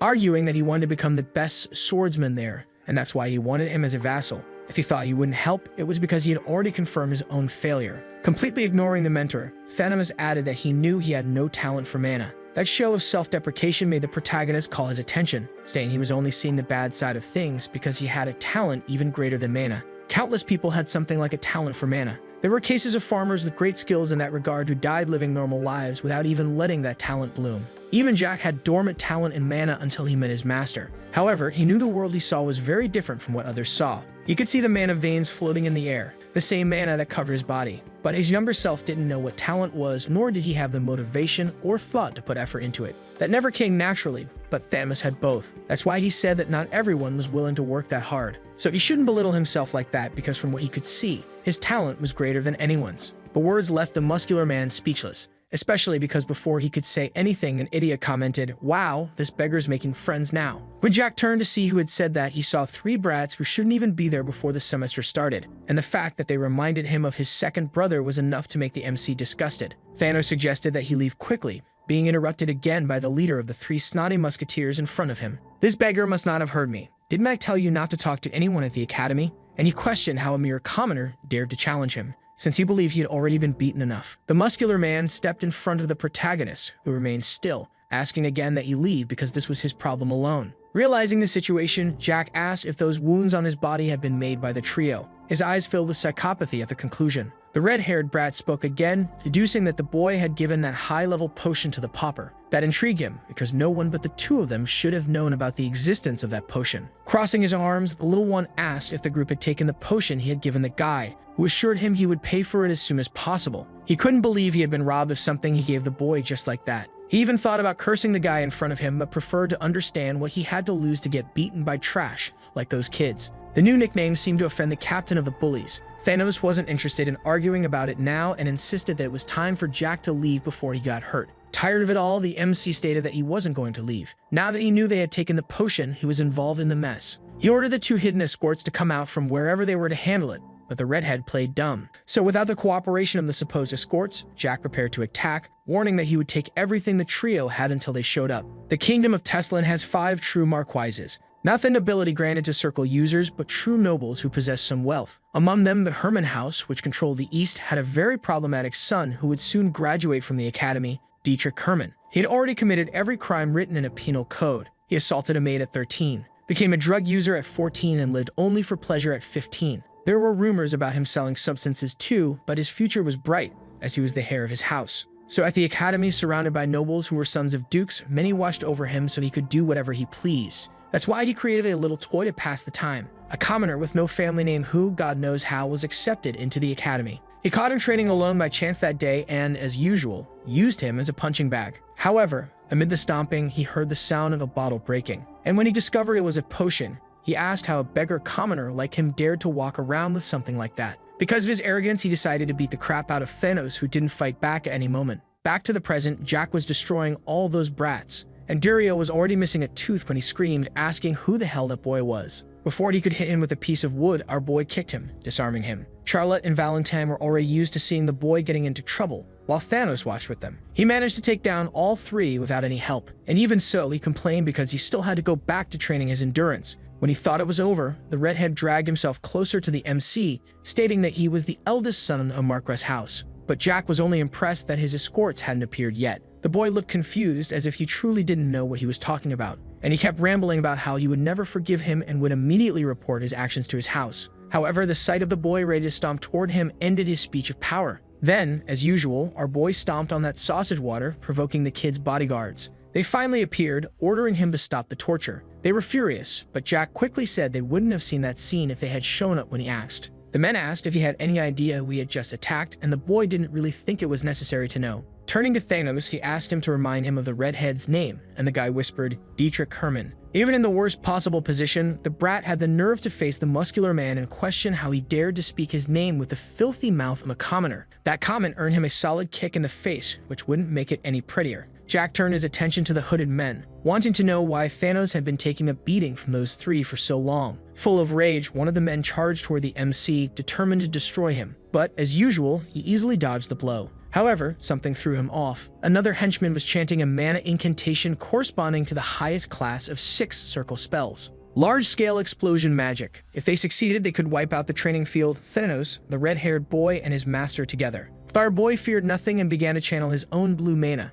commenting that the two really did seem like a bunch of criminals. The boy had improved his skills and could now concentrate all of his mana in his hand. Even if the servant wanted to create an explosion, all the magic turned against him. Jack was satisfied with the perfect strike. Everything went exactly as he wanted. However, the man, now in tears, still hadn't given up and was about to attack again. The MC noticed an important detail. The opponent's movement was identical to the first time. The man realized that Jack would attack again with his right hand and by ducking, dodge all the blows. The enemy's movements were far too predictable. Our boy slides under him and hits his chest with a precise punch. After Jack's strike, the servant, even injured, draws his blade and swings it over his head. He steps back slightly, lifts his leg, and knocks the weapon out of the opponent's hands. He was too dumb to even learn a lesson. While he's holding his injured hand, the small one has already circled behind him. A hand wraps around his hooded head, pressing and depriving him of air. His body quickly loses strength, and Jack is surprised by how fast it ends. Now the servant's mana is blocked in his body, and it's unlikely he'll restore it. With a spell like that, a servant could cause serious problems for the Academy. With an almost broken voice, the fallen man asks Jack how he removed his magic. Jack replies that he doesn't need to know. What's left is to admit defeat to a 14-year-old boy. Leaning slightly, Jack reminds the man it's time to explain why they mocked Thanos. To them, the commoner was nothing more than a toy, a commoner who couldn't even complain. Jack decides to start the reparations with something simple. He asks for the money back for the elixir. It might sound like a joke, but it would have been better if the men in black cloaks weren't so stupid. Grinding his teeth in rage, the servant asks what the elixir matters now that Jack is an enemy of the Hermann family. But he doesn't care about the family. The elixir was his, and he wants his money back. With an innocent smile, Jack asks if the black-cloaked servant doesn't agree. The elixir cost 40 gold coins, and they took it 5 days ago. It would be fair to return it. He then proposes a deal, 5,000 gold coins extending his palms. But where would men like them get that kind of money? They'd better pray they had something. Fear took over Dietrich when Jack sat beside him, but the boy told him to relax. The only condition is that he hands over everything he has, and even his teeth grind with humiliation. 2,000 in cash and 60 gold coins go into his pockets. Jack became a rich man in an instant. Mockery escapes his lips. How sad, Dietrich. If you didn't have money, things would have ended badly. It's time to ask who he is, since Dietrich had never seen him at the Academy before.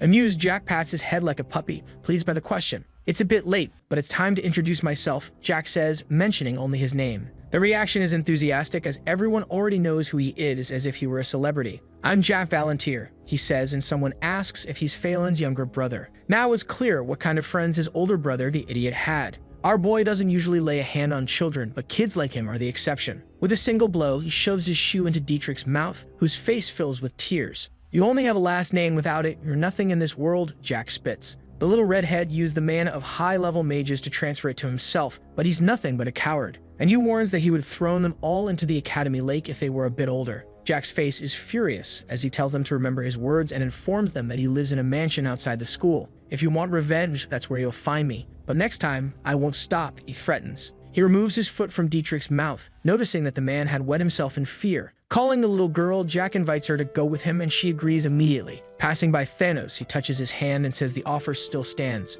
We have a great cook at home. You can eat meat every day, he jokes. Birds circle above the Academy courtyard, and Jack decides to go watch the fireworks festival. In the province of INVICIBLE, the festival takes place 2 or 3 days before the start of the semester. It's a great opportunity to welcome new students even after an unpleasant day. The Academy gathers the Empire's elite, including emperors, dukes, and princesses, where graduating guarantees a promising future, though that status would soon come to an end. Cutting a piece of meat, Jack reflects on the past 4 or 5 years. The name of the Teslan Empire was erased from the face of the earth, and he secretly hopes everyone dies soon. Charlotte enjoys the dessert while Jack's mentor pulls him out of his dark thoughts. She asks if he said something out loud, but he quickly denies it, confused about what she's talking about. The mentor refers to the recent attacks on the academy, openly questioning the effectiveness of the security measures. Although Article 1 of the special law declares all students equal, she notes how ideologies distort over time. With visible displeasure, the mentor admits to having hidden something important: dragon blood and bones. Upon mentioning the Teslan Empire, she triggers in Jack the urge to reveal his past, but he decides to remain silent. The night sky shines with explosions of color when Charlotte interrupts the MC's distraction with questions about his abilities. He replies that he accumulated a lot of experience over the years, prompting her to ask if he had killed many people. Jack calmly confirms, revealing that he came from the future, more precisely 20 years ago. He mentions that Ron was the first to learn this truth, and that his later death was no accident. Offering more truths, the boy says that in this current life, it was the first time he saw Charlotte. In his past life, he only met her in the monster forest, the last refuge of the vampires. When asked about his interest in her, Jack explains that he saw in the girl someone who also wants to fight. He senses a painful past and a heart eager for change in his new disciple. Announcing they would begin training the next day, the boy visibly excites the girl. His plan includes creating a mana heart for her and testing her control, which clearly surprises her. Under the fireworks light, Charlotte thanks him with a glowing face while Jack smiles in satisfaction. He knows the future challenges will be difficult, but decides that now is not the time to think about them. Meanwhile, in his quarters, Dietrich destroys his room in a fit of uncontrollable rage. The noble repeats the protagonist's name with hatred, trembling in fury as he remembers the boy's terrifying stare. Amid smashed objects, he screams to himself, questioning how a mere 14-year-old boy managed to make him feel such fear. Vowing revenge against the boy, his labored breathing and uncoordinated movements reveal his complete emotional breakdown. On the second day of the semester, the young hero searches for Ron, driven by longing for his friend's delicious steaks. His body begins to tremble inexplicably as sudden dizziness hits him. The red sauce Charlotte used is, in fact, human juice. With a pale face revealing his discomfort, the protagonist still asks the girl if she's enjoying the meal. She responds with genuine enthusiasm, but the boy's attention is drawn to Thanos, sitting alone and dejected at the gate. Sensing the young man's presence, he briefly lifts his head before lowering it again, murmuring a request for help. The hero immediately invites the boy inside, offering food and shelter, a gesture that makes the blonde burst into tears. Not wanting to embarrass the emotional young man, the clever boy jokes that the cook must have overdone the onions. The next day, Thanos tries to apologize for his behavior, but the generous boy reassures him that it's no problem. The protagonist consciously avoids asking about the reasons, respecting the boy's privacy, though he suspects the influence of some elixir. While watching the muscular guy train with impressive dedication, the young master is interrupted by Charlotte's arrival. Dressed properly for training, the determined girl shows she is ready for the promised lesson. With a smile on his lips, the experienced teacher also prepares, beginning yet another journey of learning with his devoted student. By late afternoon, Charlotte was completely exhausted, lying on the ground without strength. Jack praised her, saying she did an amazing job that day, but a weak groan from the girl shows she couldn't take any more. Suddenly, she asks excitedly what it all means now that she finally learned how to use mana. With a gentle smile, the boy responds positively and congratulates Charlotte on her success. He had suspected it already, but now he was sure. The girl was truly incredible. After all, she was using mana at a high level as if she already had experience. Creating her first mana circle in just 10 hours of training was an exceptional result for a beginner. Charlotte casually accepts the suggestion to end the session there and tries to get up to head to the mansion. However, after a few shaky steps, she collapses onto a bench, instantly falling asleep from sheer exhaustion.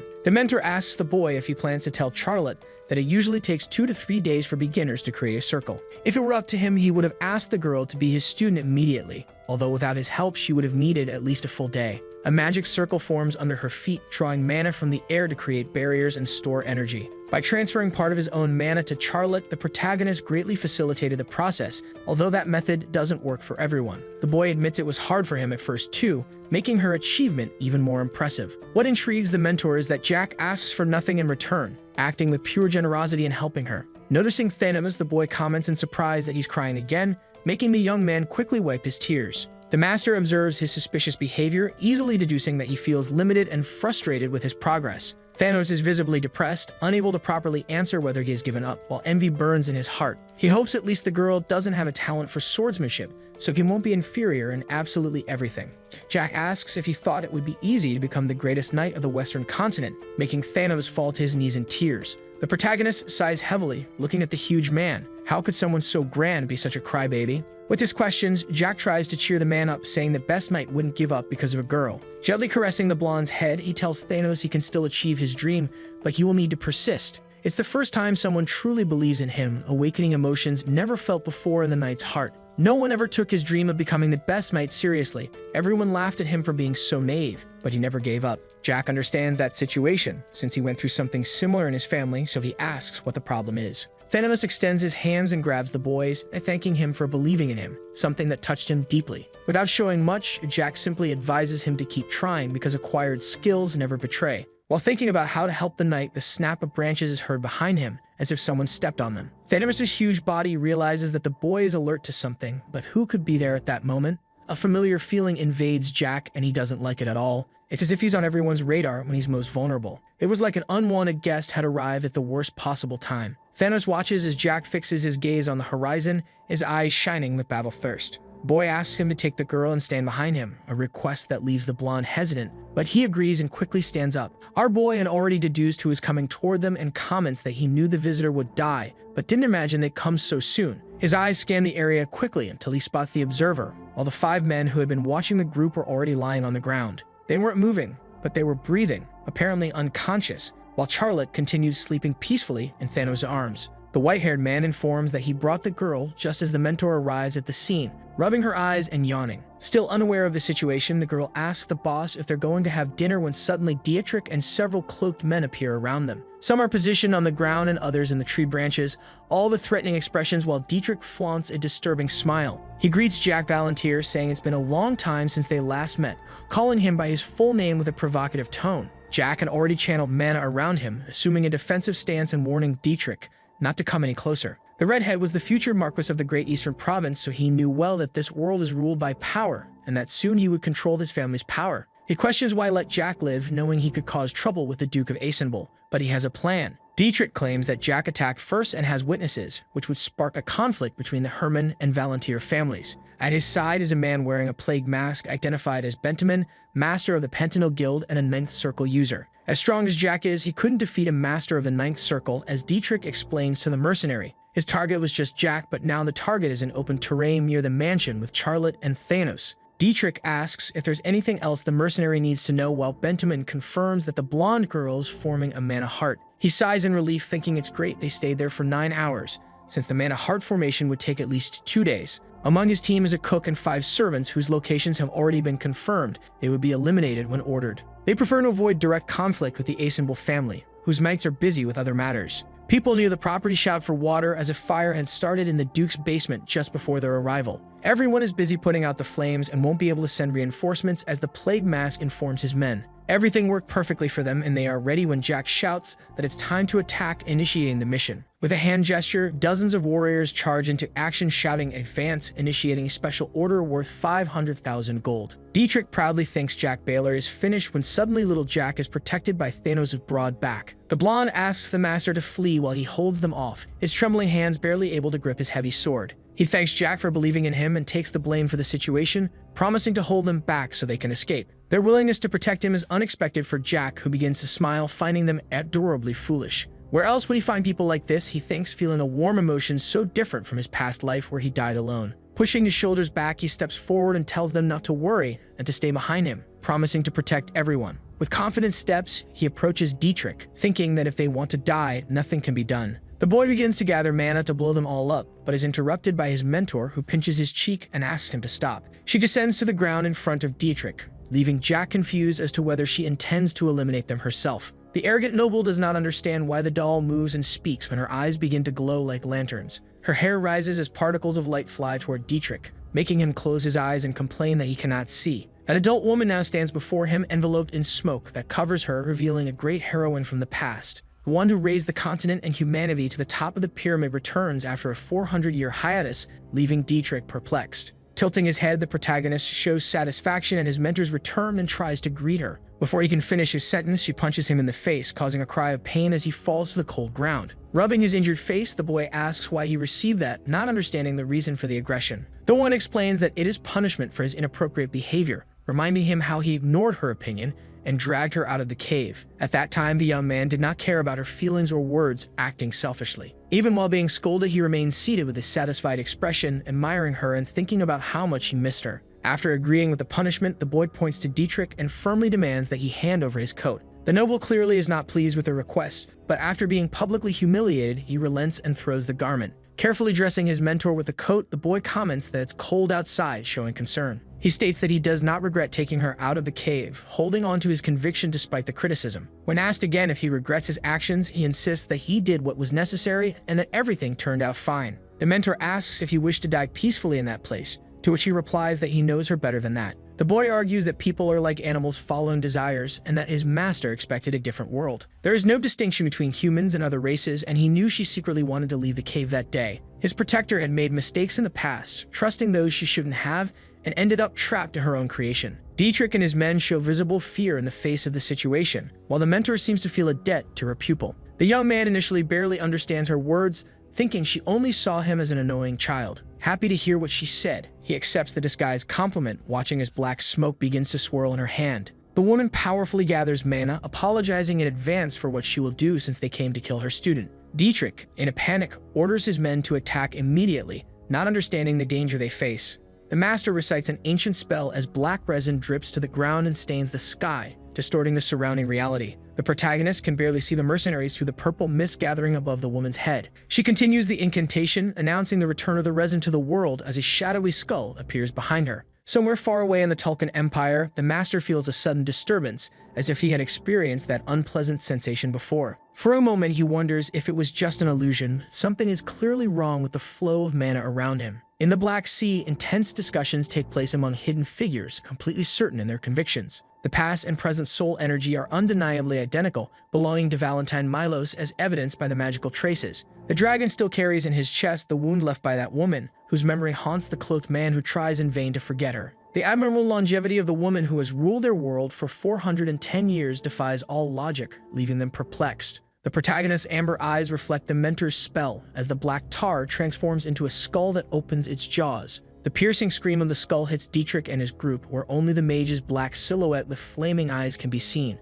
A shockwave of the attack scatters all who dared to advance, leaving the noble with his mind clouded by pure terror. A strange sensation in his legs alerts him. Around him, mercenaries writhe in agony as they watch their limbs disintegrate into dust. When his own legs begin to vanish, Dietrich finally understands that he is facing inevitable death. His trembling hands start to crumble as a skeletal hand reaches out toward him, making him crawl backward in panic. In desperation, he offers fortunes to save his life, but the mentor ignores his increasingly frantic pleas with disdain. His body dissolves into particles that fly into a glowing portal in the sky, while Charlotte covers her mouth in shock. The girl sees Valentine as a final boss, frightened when the woman extends her hand only to gently pat her head. The powerful mage introduces herself as the mentor of that stupid student, asking them to take care of him, when Thanos surprises everyone. The blonde places a hand on his chest and corrects her. Jack is not stupid, making the mentor smile and admit her mistake. Playfully, the boy activates his childish narcissistic side, being pushed with a finger by the master, who laughs at his immaturity. Before they leave, Jack tells Charlotte to drink his juice stored in the kitchen and asks Thanos to take care of the unconscious ones. When the little vampire complains about pain in her legs, asking to be carried, the blonde sighs but eventually gives in.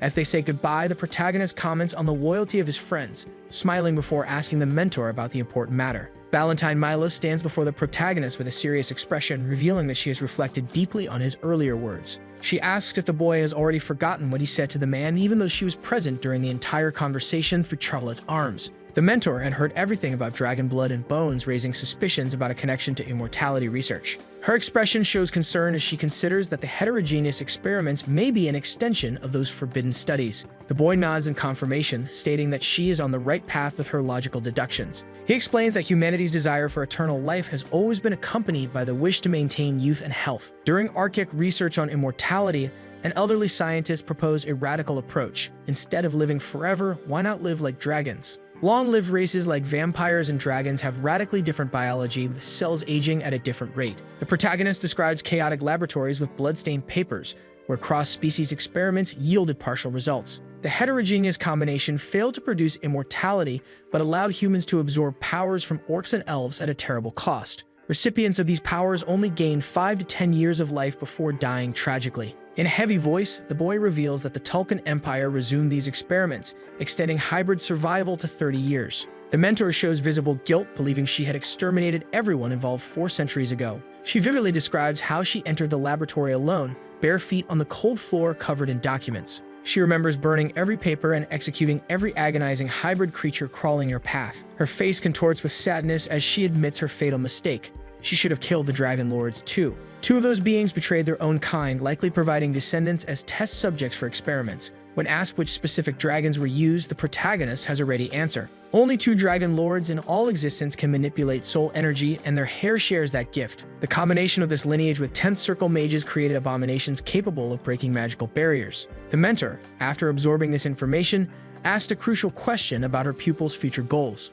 She, as a relic of the past, still feels connected to the world and curious about its direction. The boy reveals his plans to reach the 5th or 6th circle within a year and invade the Tulkun Empire during the school break. His mission will be identical to hers: destroy laboratories and eliminate all involved in the experiments. Meanwhile, poor Thanos struggles to carry all the unconscious servants at once. The mentor pulls at her sleeve with a thoughtful gesture and questions whether they really need to wait for the break to act. Her question surprises the disciple, who hesitates before responding, confirming to Valentine that he is genuinely her student. With a sharp look, the boy reminds her that she herself promised not to interfere in worldly affairs, treating this as a personal duty. Now she reconsiders, believing in her obligation to ensure the experiments are eradicated once and for all, even if she must act directly. This means she intends to depart immediately for the Tulkun Empire, and nothing can stop her after all. As a mentor, her authority is unquestionable. Destroying that laboratory will cause a massive crisis among radicals seeking to unify the continent through interracial experiments. The protagonist realizes that she has overcome the sorrows of the past, while he still carries that resentment alone. He then makes an unexpected request: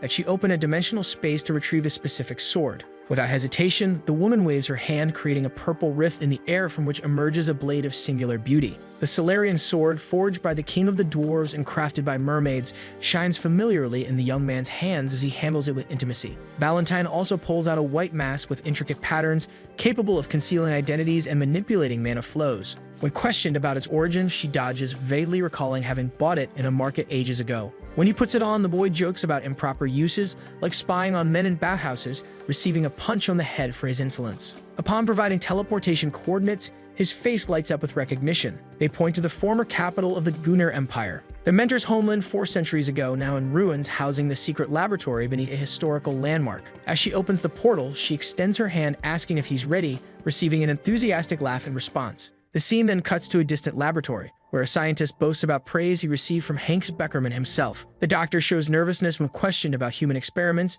defending himself with promising results in animals. His explanation about cellular activation is interrupted by an authoritative gesture. Hanks only wants to know when it will actually begin. Rubbing his hands anxiously, the scientist claims he urgently needs test subjects with magical talent. When asked what he will call these hybrid creatures, he answers without hesitation: Half-Bloods, a name that makes Hanks smile in satisfaction. Before leaving, the protagonist turns and questions the doctor about any appointments scheduled at the location. The scientist, rubbing his chin thoughtfully, denies any planned meetings as the two stand face to face. Hanks senses an unknown flow of mana, and before he can identify its source as the master, the ground beneath his feet begins to tremble. The next moment, the floor violently collapses, with Hanks reacting at the last second as furniture flies in all directions. The noble tries to defend himself with magic, but the doctor's screams echo through the place. His protection is useless against such force. Blood gushes from his mouth as he tries in vain to comprehend the situation, with Hanks' servant asking if the attack is over. The warning comes too late as new flames emerge, threatening to consume the unprotected doctor caught in the line of fire. Hanks, his body trembling from the effort, conjures one last magical shield before being violently thrown back. His shield holds, but the impact leaves him coughing up juice that splashes in all directions as he clutches his chest. As he turns his head, he sees the lifeless body of the doctor responsible for the experiments on the torchlit lower floor. The scene is macabre. Dirty bodies fall to the ground, fluid continuously dripping over the stones. The protagonist points in horror to the chained dragon, whose juice drips incessantly, awakening his murderous fury. When asked about his plans, he smiles with satisfaction and asks to take control of the situation, receiving approval from the mentor. Valentine extends her hand and conjures hellfire, identical to the one that hit Hanks earlier, illuminating the dark surroundings. The boy comments that the spell remains impressive, partially covering his face from the intense heat of the flames. They are now on the 3rd floor among ruins of a civilization forgotten for centuries, while the mentor checks if there's anything left to destroy. The protagonist approaches the chained dragon, closely observing the beam piercing his chest, provoking a warning growl. He recalls how in his past life he had found the creature in an even more pitiful state, bathed in fluid and begging for death. This time, smiling, he unsheathes the Solarian sword with determination, ignoring the beast's intimidating roars. His movements are precise and swift, the blade drawing arcs in the air, reducing the chains to metal pieces that fall at his feet. The dragon collapses to the ground, exhausted, while the boy watches it with compassion and extends a hand to caress its head. 18 years have passed since their first encounter. The protagonist leans down, gently embracing the scaly neck. He whispers words of comfort into the creature's ear, acknowledging its prolonged suffering and extreme exhaustion. Jack watches the smiling dragon, recalling how the same creature once begged for death. Silence weighs in the room as the boy questions whether the dragon wishes to go on living as experimental material. Abandoned by its own parents, its wounded paws pierced with stakes, the creature is nothing more than valuable livestock. Tears stream from the dragon's eyes upon hearing how its skin was used for armor and its blood for cruel experiments. Jack continues, describing how constant torture would drive the creature mad until it lost all will to live. He offers an alternative, a new beginning in a distant place, where the nameless dragon could own its destiny. With a weak voice at first, the dragon begins to murmur, until letting out a powerful roar, declaring its desire to live. The boy contrasts this scene with his past, when he had to kill the previous version of this creature out of mercy.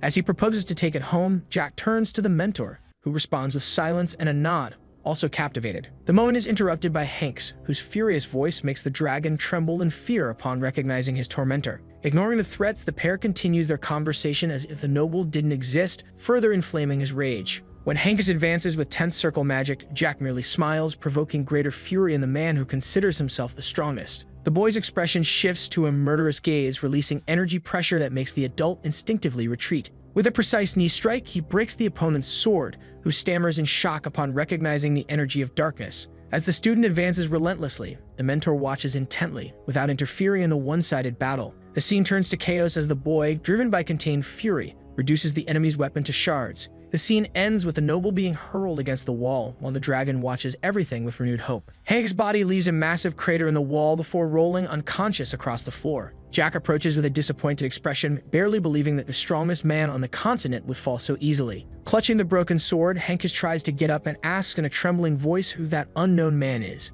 The boy merely laughs, making the noble shudder. That scornful laughter sounds more terrifying than any threat. In prophetic tone, Jack declares that he knows someone, the knave Thanos, who will one day become the knight capable of defeating the blonde. Furious at the prophecy, the noble attacks even unarmed, while the protagonist remains still, sword calmly pointed. His amber eyes reflect malice as they shift between the dragon and the opponent, analyzing the scene with coldness. When Hank tries to draw another weapon, Jack moves swiftly. A precise strike sends the noble's hand flying through the air, juice gushing out. The boy's terrifying gaze seems to say that Hank's is still too weak, provoking both pity and contempt. Turning the noble into a punching bag, Jack delivers precise kicks until the man collapses on the stone floor. While cleaning the blood-stained sword, he suggests that Hank gets stronger. It will be more interesting when they kill him. Jack reveals intimate knowledge about the faction of the Prince of Tulkan, whom Hank serves, predicting his bloody end. Upon noticing Hank's disciple trembling in fear, the boy recalls memories from his past life. He remembers when he previously killed Hanks and a knight, probably Marangos, tried to avenge him, losing his head. With twisted glee, Jack uses the glowing chains that once restrained the dragon to amputate the disciple's arm.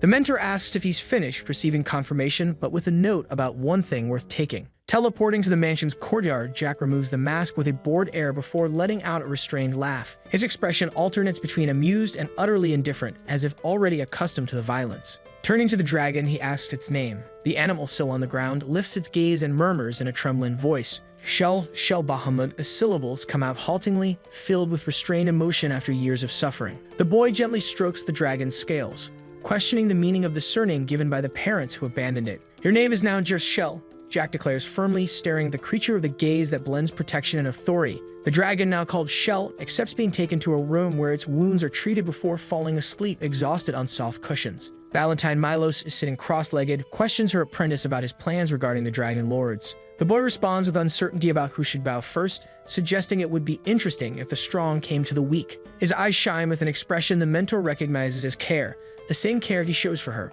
Jack does not hide his admiration for the woman who surpassed the human lifespan by 4 centuries and built the foundations of the current world. Kneeling, he holds her hands and promises to deal with the Dragon Lords when the time comes, sparing her from further sacrifices. After a long silence, Valentine agrees, rising to take a bath while Jack observes her dusty cloak hanging on the rack. When he sees her return from the bath with damp hair over her shoulders, the boy showers her with compliments, receiving a recommendation to bathe as well. Upon removing his shirt, he reveals a child's torso marked with scars, using elixir to heal recent wounds, already showing some dependency. When asked about his plans for the night, he sits on a chair by her bed, responding evasively until he notices her concern. Momentarily turning into a whining child, he exaggerates his pains, revealing that Ron told him how she watched over him for 3 days. Now it's his turn to care for the mentor who always loved to sleep, watching her peaceful face as he covers her with a blanket. In the silence of the night, he reflects on what it would have been like to meet her 400 years ago when she was born, a thought that makes him blush. Kneeling on the bed, he gazes at the one the world calls a terrible necromancer,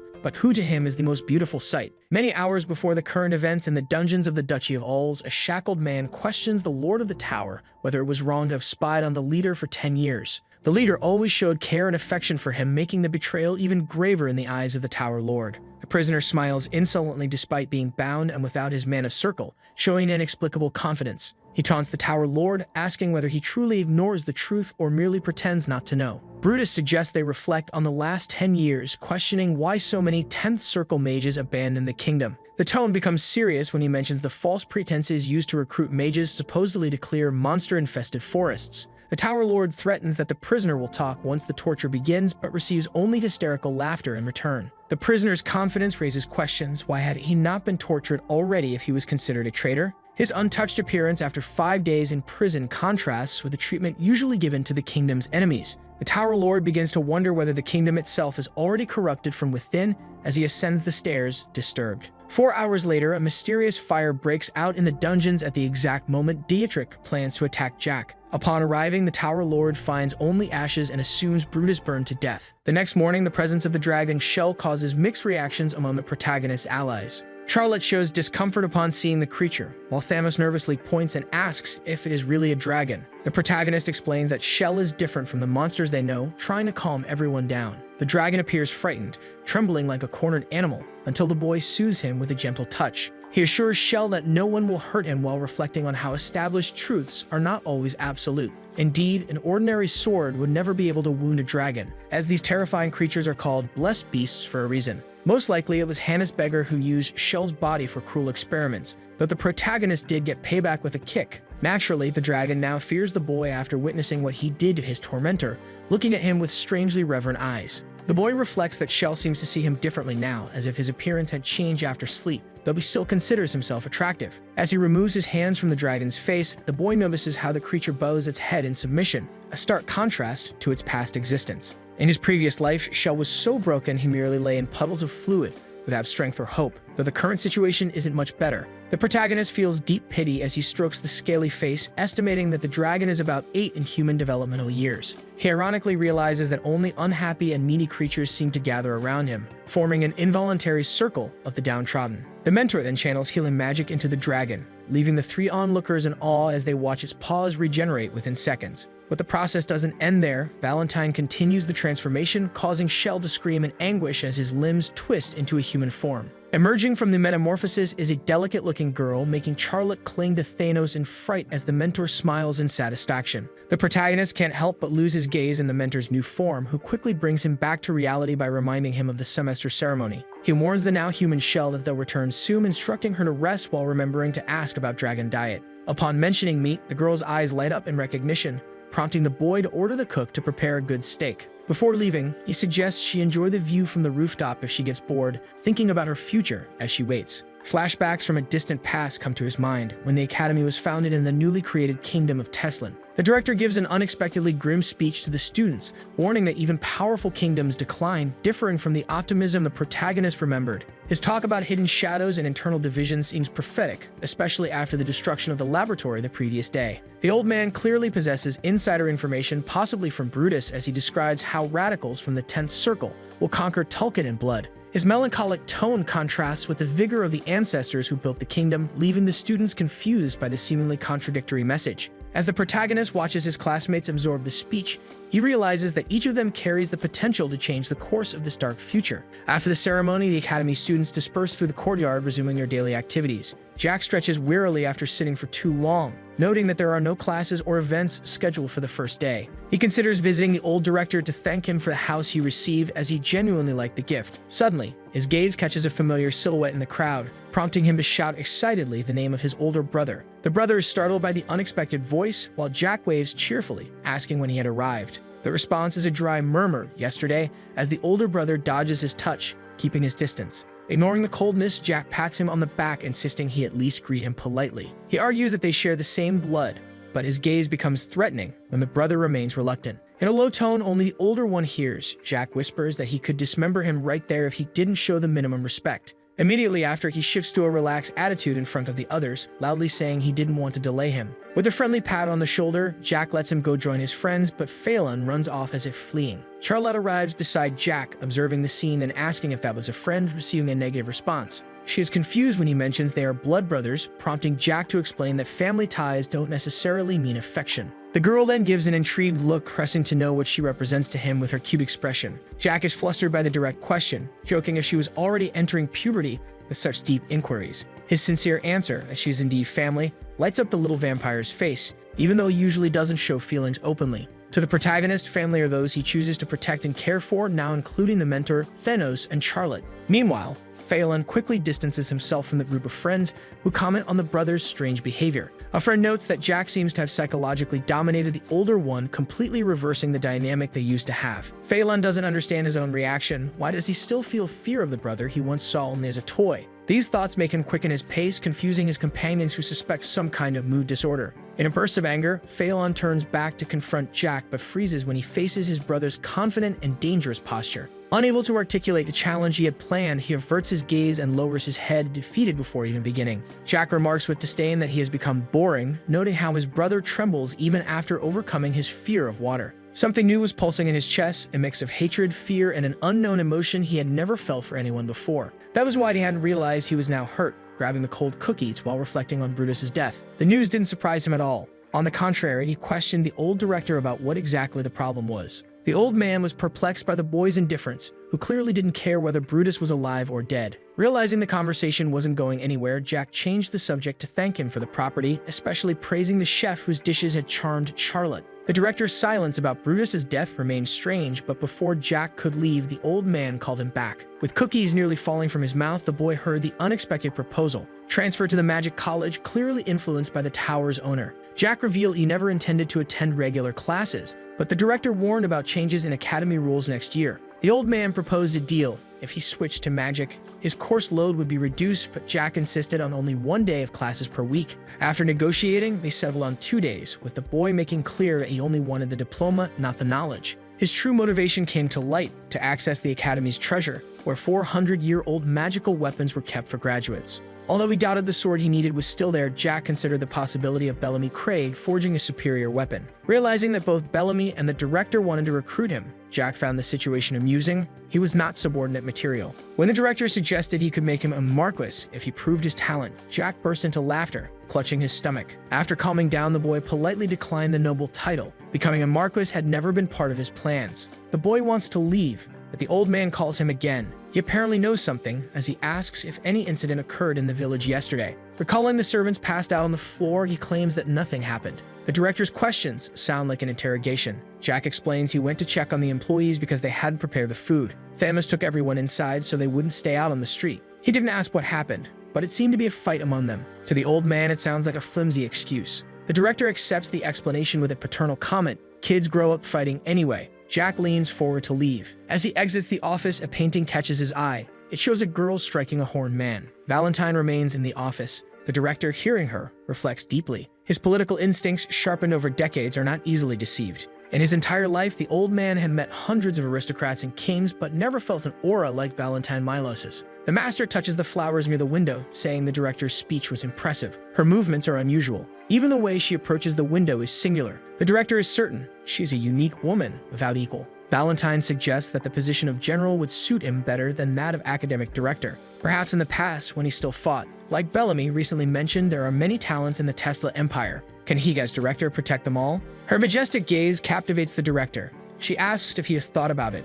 Lost in his response, he is interrupted. The door bursts open. Jack has returned to fetch his mentor. She complains about the oaf, saying she was already leaving. The boy justifies that he was worried about her delay. On the streets, Valentine draws all eyes as she passes. Vendors offer bread and tea, but she declines with creative excuses. As of today, I'm allergic to flour. I've had enough tea already. The refusals disappoint the merchants, but she seems used to such attention. Perhaps the director wanted to make her his student. It's all written on his face. Suddenly, Valentine asks a strange question. Do you trust Director Rommel? The answer is clearer than ever. Jack trusts no one except his own people, his so-called family. Valentine should be concerned. They and the old director have a different relationship based on mutual necessity. The mentor fully understands that he would never allow himself to be used as a pawn in this game of interests. They came because Jack brought her, but she still doesn't understand the purpose of this visit to the place in question. Their destination is the Alaids Guild, a strange place for their goals, considering a main target is Jack's money. This is the guild of mercenaries and hunters, where any service can be hired for the right price.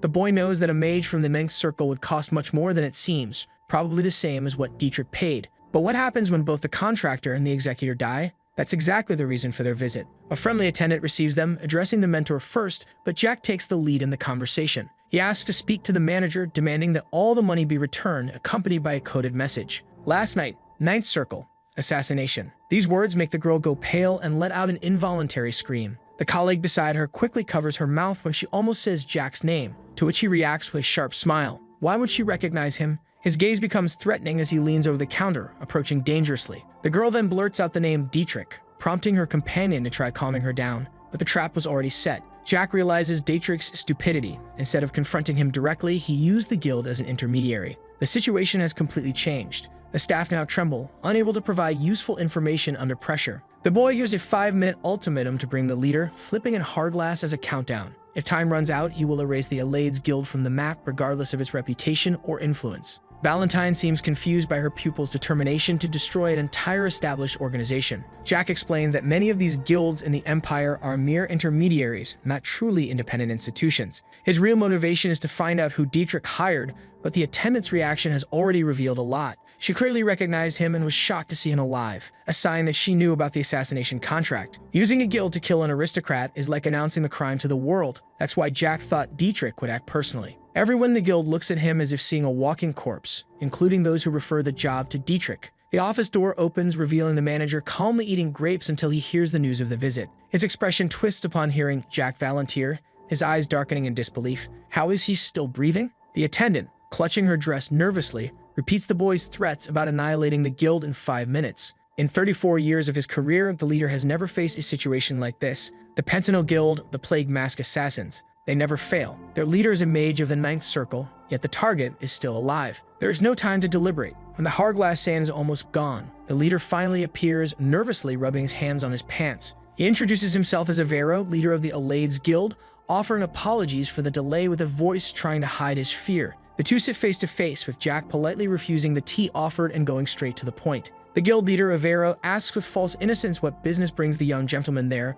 Could he be interested in making a request? Jack crosses his arms and explains that this is only the beginning of the conversation. His sharp eyes already notice the gleam of greed in Avero's gaze as he thinks about the money involved in this little visit. But the leader's hope vanishes when Jack calmly mentions the attempted assassination against his life a night before. He directly questions whether a contract to kill him was made through the guild, something that Avero confirms without hesitation, since imperial law protects guilds as legal intermediaries in this type of process. Jack understands the system. Mercenaries need work, clients need willing hands, and the guilds connect both for a fee. Arabs is one of the largest organizations of its kind in the Tesla Empire, with rumors that its true leader may have ties to the imperial family. The boy then asks the crucial question: how much was his life worth on the black market? How much did Dietrich pay for the service? Avero stammers that they don't know the exact value, making Jack frown. He didn't come to hear evasions. He wants concrete numbers. His furious gaze makes the leader sweet cold. Jack hates repeating orders, and he's already losing patience with the evasions. Valentine watches everything with a scowling expression, while Avero tries to divert the subject to contracts, legal clauses, and commission fees.